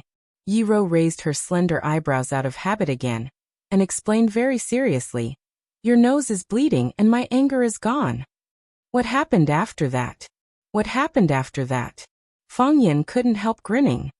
"Yes, what happened after that?" Phoenix misunderstood that he took Yi Ro to catch birds in the bamboo forest to eat and drink shodatsi with these standard tricks to pick up girls. But she didn't know that Yi Ro didn't have such ideas at all. Yi Ro simply thought it was fun to catch birds in the bamboo forest. She simply thought that the pheasant and hare stew were delicious.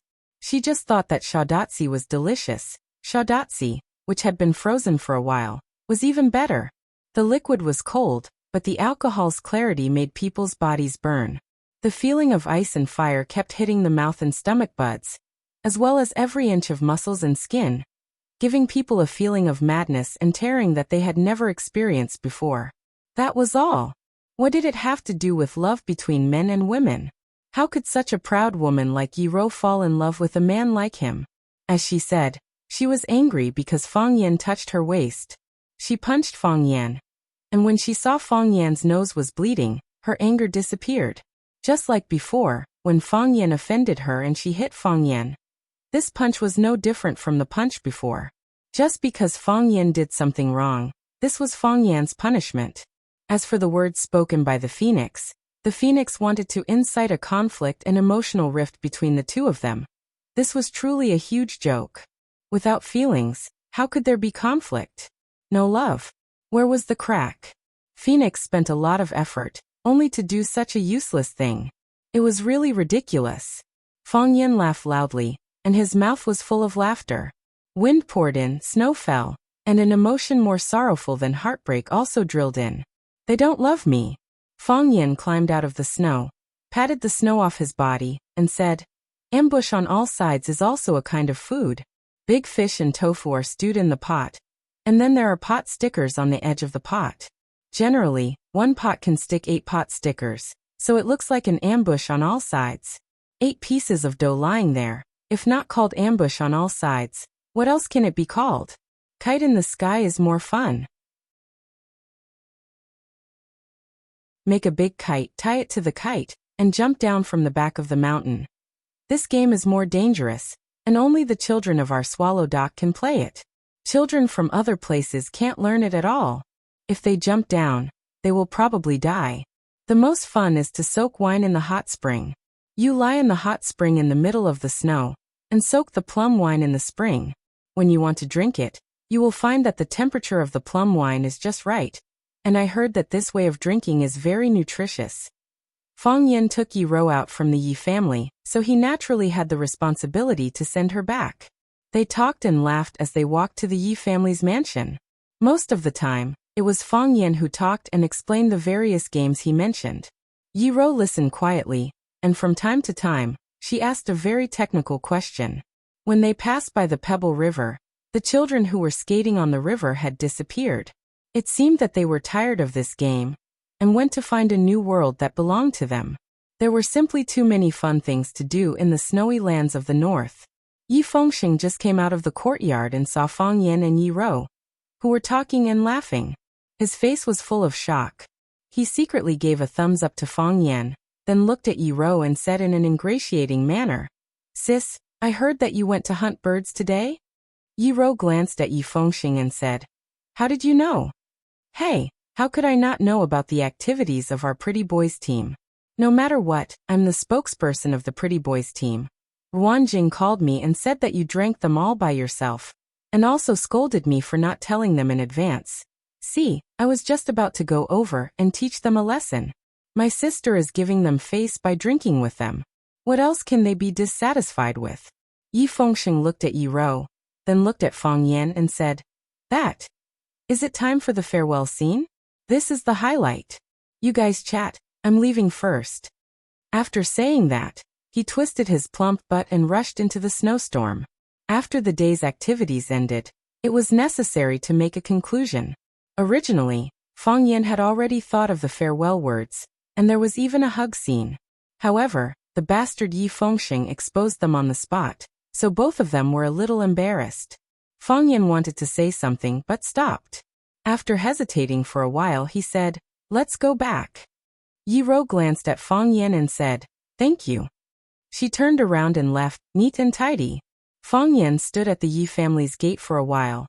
Then he also turned around and walked in the direction of the Fang family. Today's interaction with Yi Rou could be considered satisfactory. The hatred between the two was resolved, the distance between them was shortened, and he even treated her to a sumptuous meal. However, he didn't know why, but he felt a trace of regret in his heart. He kept feeling that something was missing. What was it that was missing? Fang Yan thought hard and finally figured it out. He forgot to ask Yi Rou about the problems he encountered when practicing the Heart of Tai Chi. It seemed that he had to make another appointment tomorrow. At most, he would treat her to an ambush from all sides. Based on today's experience, she was quite easy to bribe. Yi-ro walked straight into the warm room in the backyard without being stained by the snow. After the arrival of winter, she lived in the warm room to accompany the elder ancestor. The elder ancestor was sitting on the pit and taking a nap. Seeing Yi-ro coming back, he squinted his eyes and smiled, saying, "Did you have fun with the boy from the Fong family?" "No," Yi-ro said. In front of her elder ancestor, she didn't need to hide anything. She couldn't hide it either. "What's wrong?" The elder ancestor became energetic and sat up a little. He asked, "How did that boy bully you?" "He can't beat you, so he can't bully you even if he wants to." She had lived for too long, and nothing was new. She had to find some fun. It was also a good way to kill time to understand the emotional state of the younger generation. Therefore, the elder ancestor was very active in these things. "He is an idiot," Yi-ro said with anger in her eyes. It could be seen that she was really angry.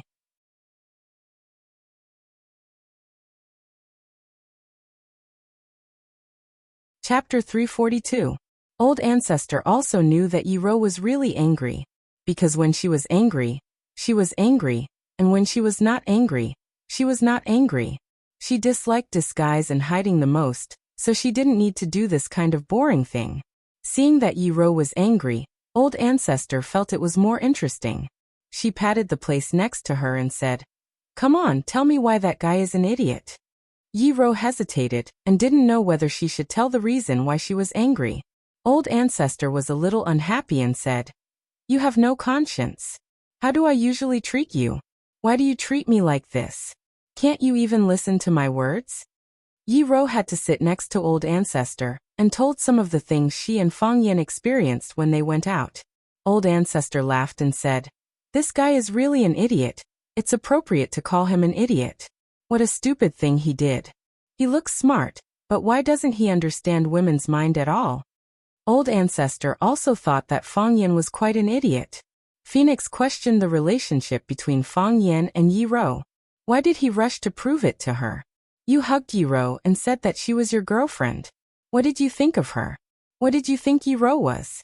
She was your capital to show off to your first love? Or a prop to accompany you to act in front of your first love?"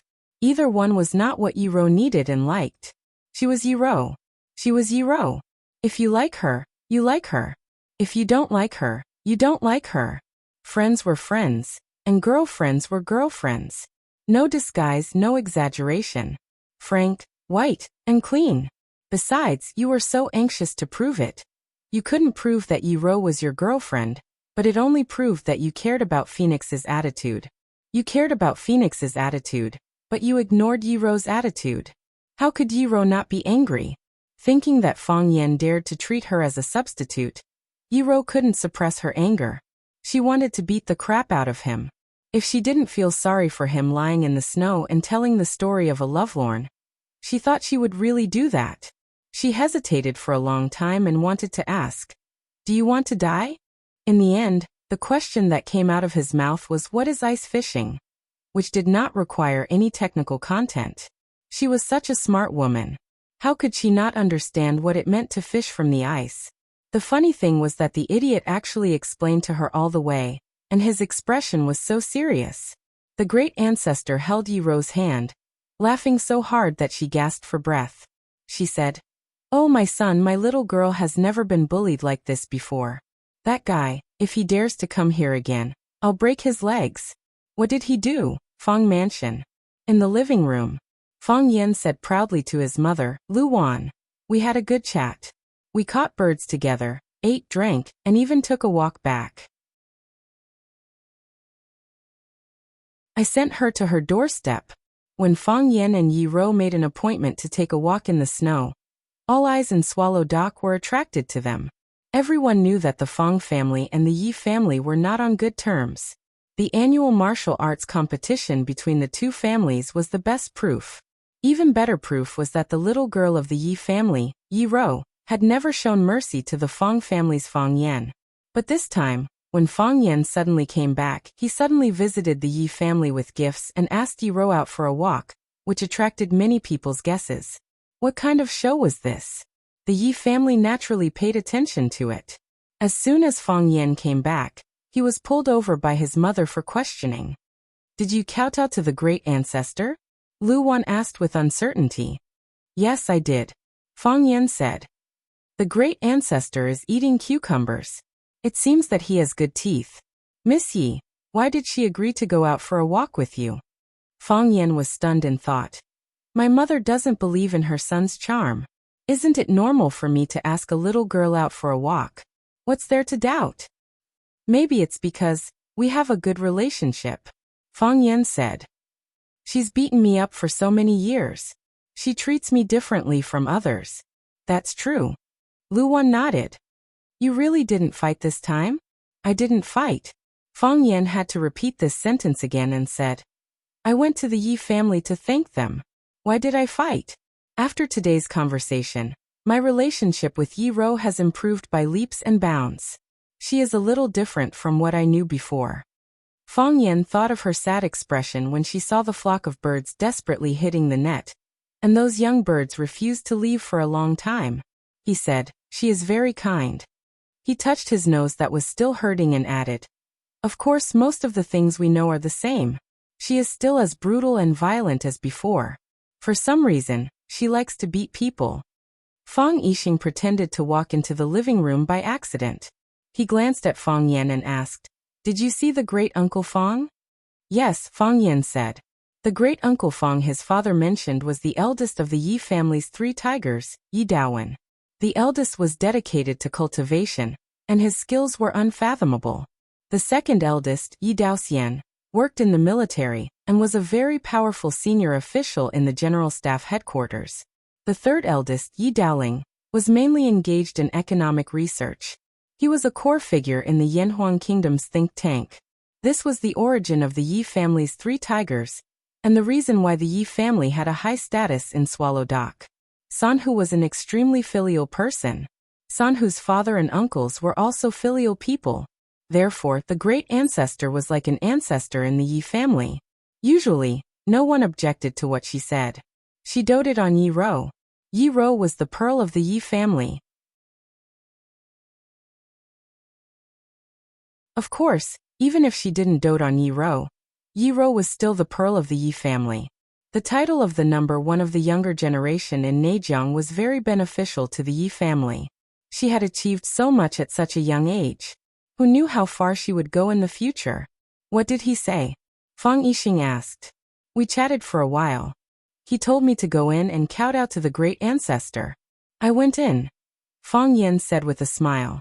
Of course, he skipped some steps in the middle. He took the initiative to ask you to kowtow to the great ancestor?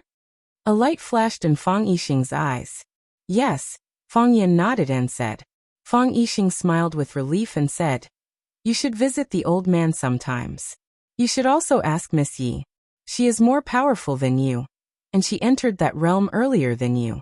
She will be of great help to you. Fang Yan nodded seriously and said, I will. Fang Yixing knew that his son really didn't need his advice. He took a book and walked into the study again, walking briskly. Fang Yan looked at Lu Wan and said with a smile, I'm going to see the old drunkard. I want to see if he has woken up. Lu Wan slapped Fang Yan's head and said, How can you call him the old drunkard? I'm used to it, Fang Yan said with a smile. If I don't call him the old drunkard, he probably won't be used to it. Lu Wan sighed softly and said, He has been living too hard.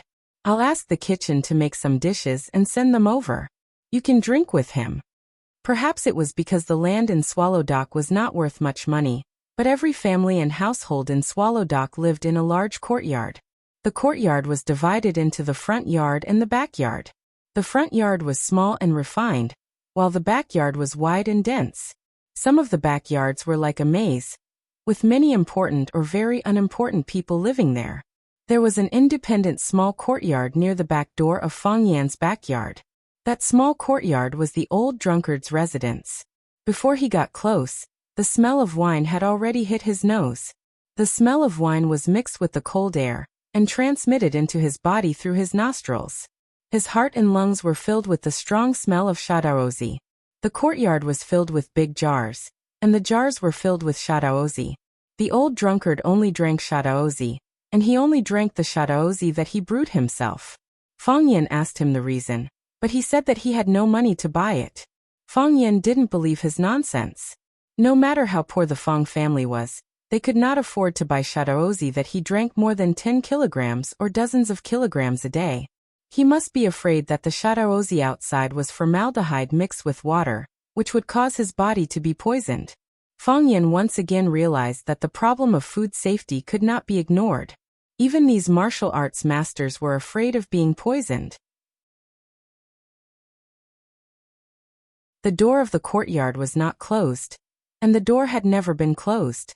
Everyone could enter, but few people were willing to enter. Entering was the rule of the old drunkard. Of course, he only drank with the people he liked. This was also the rule of the old drunkard. Therefore, only a few people such as Fang Yan, Yi Rou, and the hero and hero could enter the courtyard in the end. Fang Yan pushed the door and walked in. A tall figure was standing in front of the wine jar, stirring the liquid in it slowly with a spoon.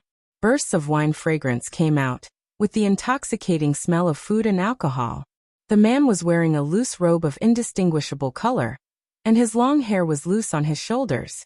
His figure was thin, but it did not make people feel that he was frail. He was not wearing shoes or socks, and stood barefoot in the accumulated snow in the courtyard.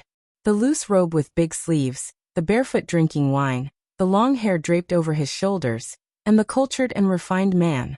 These were the iconic characteristics of the inner Jianghu's number 1, Mo Qingdi.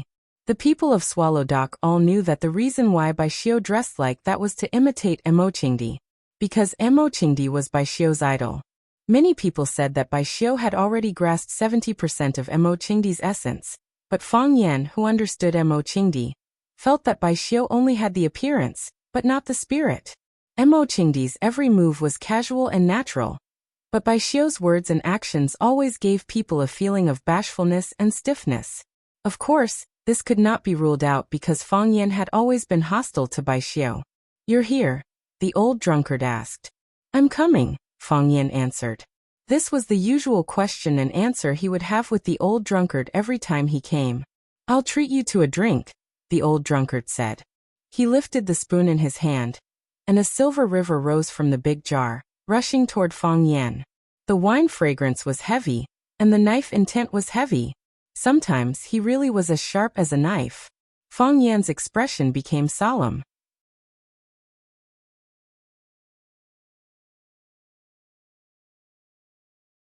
Chapter 343. Fang Yan didn't dare to underestimate Mo Qingdi. No one dared to underestimate Mo Qingdi either. Even though his current name was Old Drunkard, everyone called him Old Drunkard, and they even forgot his original name. With a casual flick of a spoon he could toss up a silver river. The silver river was like a silver dragon, condensing into a solid whole. It soared out of the vat and charged at Fang Yan. This was the most barbaric charge, so barbaric that it didn't require any technique. And because of the strong alcohol smell in the burning knife, this silver dragon was filled with the tyranny of a dragon and the killing intent of a knife.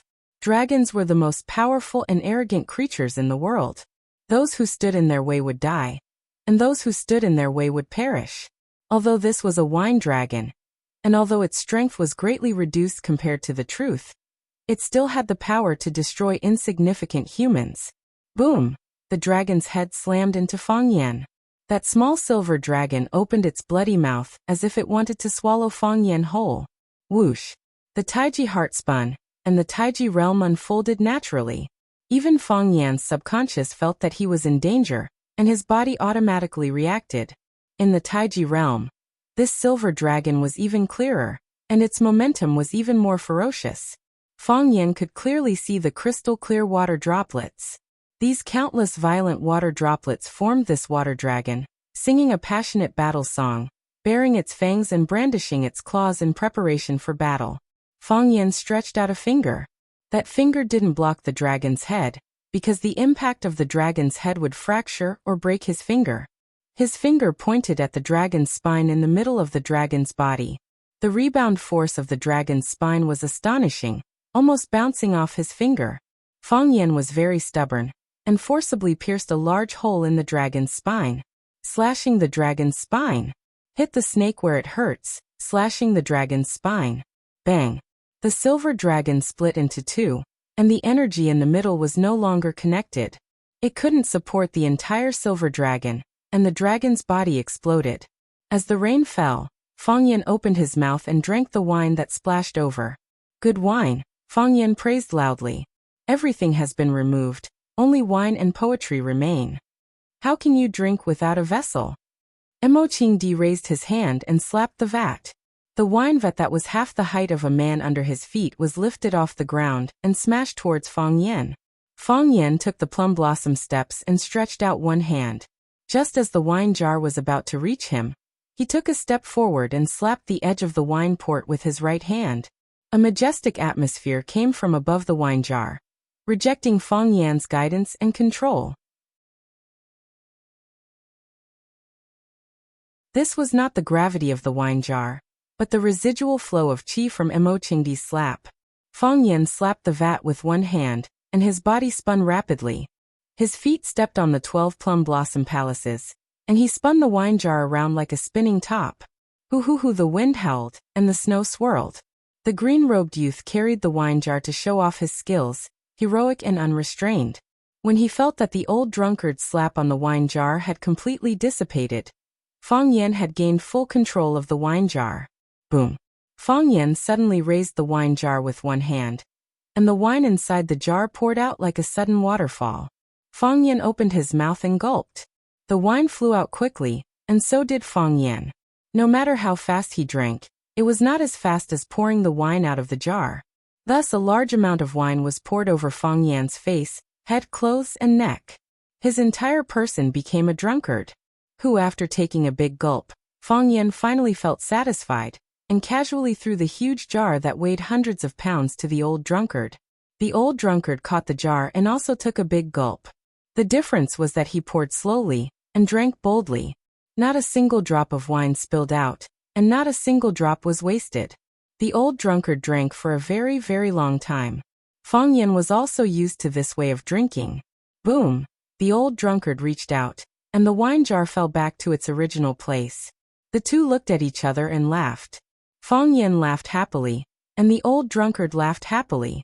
In one's life, having 2 or 3 bosom friends accompany you to drink and eat with you was the greatest joy.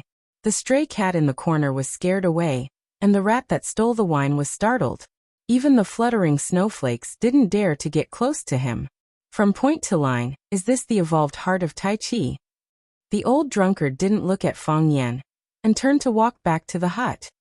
He conveniently picked up a wine gourd from a corner, and after drinking a mouthful, he sat down on the deck chair under the eaves. The deck chair was made of bamboo, and because of excessive friction, its original color could no longer be seen. However, the body of the chair was shiny, and it gave off an oily brilliance. It's not bad, right? Fang Yan said proudly. Before he had the heart of Tai Chi, mountains were still mountains, and water was still water. In front of him was a green mountain, and that was a green mountain. However, with the heart of Tai Chi, mountains weren't just mountains but forests, rivers, rugged rocks, flowers blooming, birds chirping, tigers roaring, and dragons roaring. That was the state Fang Yan was in before he ran away, and the old drunkard was very familiar with this. In the Battle of One Sword Peak, the life and death battle between Fang Yan and the Japanese sword god, the heart of Tai Chi changed again at the critical moment. If it was still a mountain, the forests and rivers he saw would become pictographic lines. The rugged rocks were the lines, and the flowers blooming and birds chirping were also the lines. The lines were dynamic, like an electronic map, from the beginning to the end, allowing Fang Yan to clearly see the process of flowers blooming and withering. This was the upgraded heart of Tai Chi. The heart of Tai Chi had already developed to this stage. What was the next change? What would the next step of its upgrade be? Fang Yan didn't know. My heart of Tai Chi has improved, but my drinking capacity hasn't. The old drunkard took another sip of wine and said aloud. He could go without food for 3 days now, but he couldn't go without wine for a day. His heart was trapped in a mental barrier, and his life was unbearable, which made him look very sad. It depends on who I'm competing with, Fang Yan said. Of course I can't compare with you and Yi Ro, but compared with those people outside, I'm also a general who always wins in drinking. It was impossible for the old drunkard to entertain him, so he ran into the house alone, found a four-legged stool, and put it next to the old drunkard. The two sat under the eaves, drinking, admiring the snow, and talking about Feng Yan's heart of Tai Chi. "You're ahead of us," the old drunkard said softly. If he didn't quickly put his voice into his ears, it was very likely to be blown away by the wind. "My heart of Tai Chi is a wasteland like a barren land.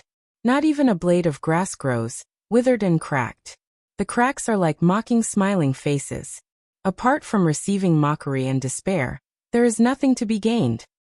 What you've experienced is something I've never experienced, and in the Feng family, there are only two people who can have the heart of Tai Chi. I don't have any experience to teach you, so you can only rely on yourself to explore. It's very difficult and dangerous. But I'm not worried about you at all. You think I'm talented?" Feng Yan said with a smile. "I mean, you're really lucky," the old drunkard said. "After being beaten for 10 years, you were actually able to comprehend the heart of Tai Chi because of the sudden upgrade of the heart of Tai Chi. Such a humiliating thing like skipping class and running away became the object of praise and praise by countless people after coming back. They said that you've taken a different path. It really makes me blush to hear it." Feng Yan chuckled. No matter how the old drunkard attacked him, he felt that it was a compliment. Their relationship was like that of a teacher and a friend, and there were almost no secrets between them. "Luck is also a kind of strength," Feng Yan said with a smile. "Even the Japanese sword god was defeated by me. Who dares to say that I'm not strong enough? In the past, every time Yi-Ro saw me, she wanted to beat me up. Today, I directly went to the Yi family to challenge them. Hey, guess what? No one in such a big Yi family dared to come out and fight me." Feng Yan shook his head gently and said, "I'm lonely and seeking defeat. It's hard to find an opponent in Swallow Dock." The old drunkard knew what Feng Yan was thinking. He said this deliberately to provoke him. Unfortunately, if this kind of stimulation could make him regain his strength, why would he be so decadent? The heart of Tai Chi not only relied on hard practice, but also enlightenment. 10 years of practice was not as good as one night of enlightenment. This was the saying of Tai Chi: success came from the heart of Tai Chi, and failure came from the heart of Tai Chi. The old drunkard continued to drink, and didn't take Feng Yan's words seriously. He said, "You can talk to Yi-Ro about this matter. Maybe she can help you." "I was going to talk to her about it today, but I forgot," Feng Yan said. "I heard that you asked her to take a walk to see the snow?" "Yes. I also treated her to a sumptuous lunch and drank your favorite shadaozi," Feng Yan said with a proud face. "We've now buried the hatchet, turned enemies into friends, and let go of the hatred with a smile." "Buried the hatchet? Turned enemies into friends?" The old drunkard glanced at Feng Yan with his drunken eyes and said, "The hatred is gone, but the kindness is still there." I understand, Feng Yan said. "I didn't know about this until I came back this time. It turns out that my grandfather went to the Yi family to provoke me every year when I competed with Yi-Ro. What he said was too much. Who else would he hit if not you? She patiently beat me for 10 years. I naturally have to remember this 10 years of kindness. It's not patience," the old drunkard said. "It's holding back the disgust. It's disgusting for anyone to do the same thing for 10 years. How could it be disgusting to witness the rise of a genius? I think she should be filled with a sense of accomplishment. Every time you're beaten to the point of crying for your mom and dad, crawling under tables and chairs, hugging your opponent's legs and begging for mercy, who would be filled with a sense of accomplishment from conquering such an opponent?" "I feel like you're insulting me," Feng Yan said. "You're right," the old drunkard said. "If it wasn't because I have something to ask of you, I would definitely challenge you," Feng Yan said fiercely. Then he looked at the old drunkard with a fawning expression and said, "Senior, can I introduce an old friend to you? You're tuning in to the Li Mei's Wuxia Whispers YouTube channel. We're so grateful for your support, and don't forget to subscribe to join us on this incredible journey through captivating stories. Your generosity through donations truly makes a world of difference, as it's the primary source of revenue that allows me to expand and enhance this channel for you. Thank you from the bottom of my heart for being a part of this adventure."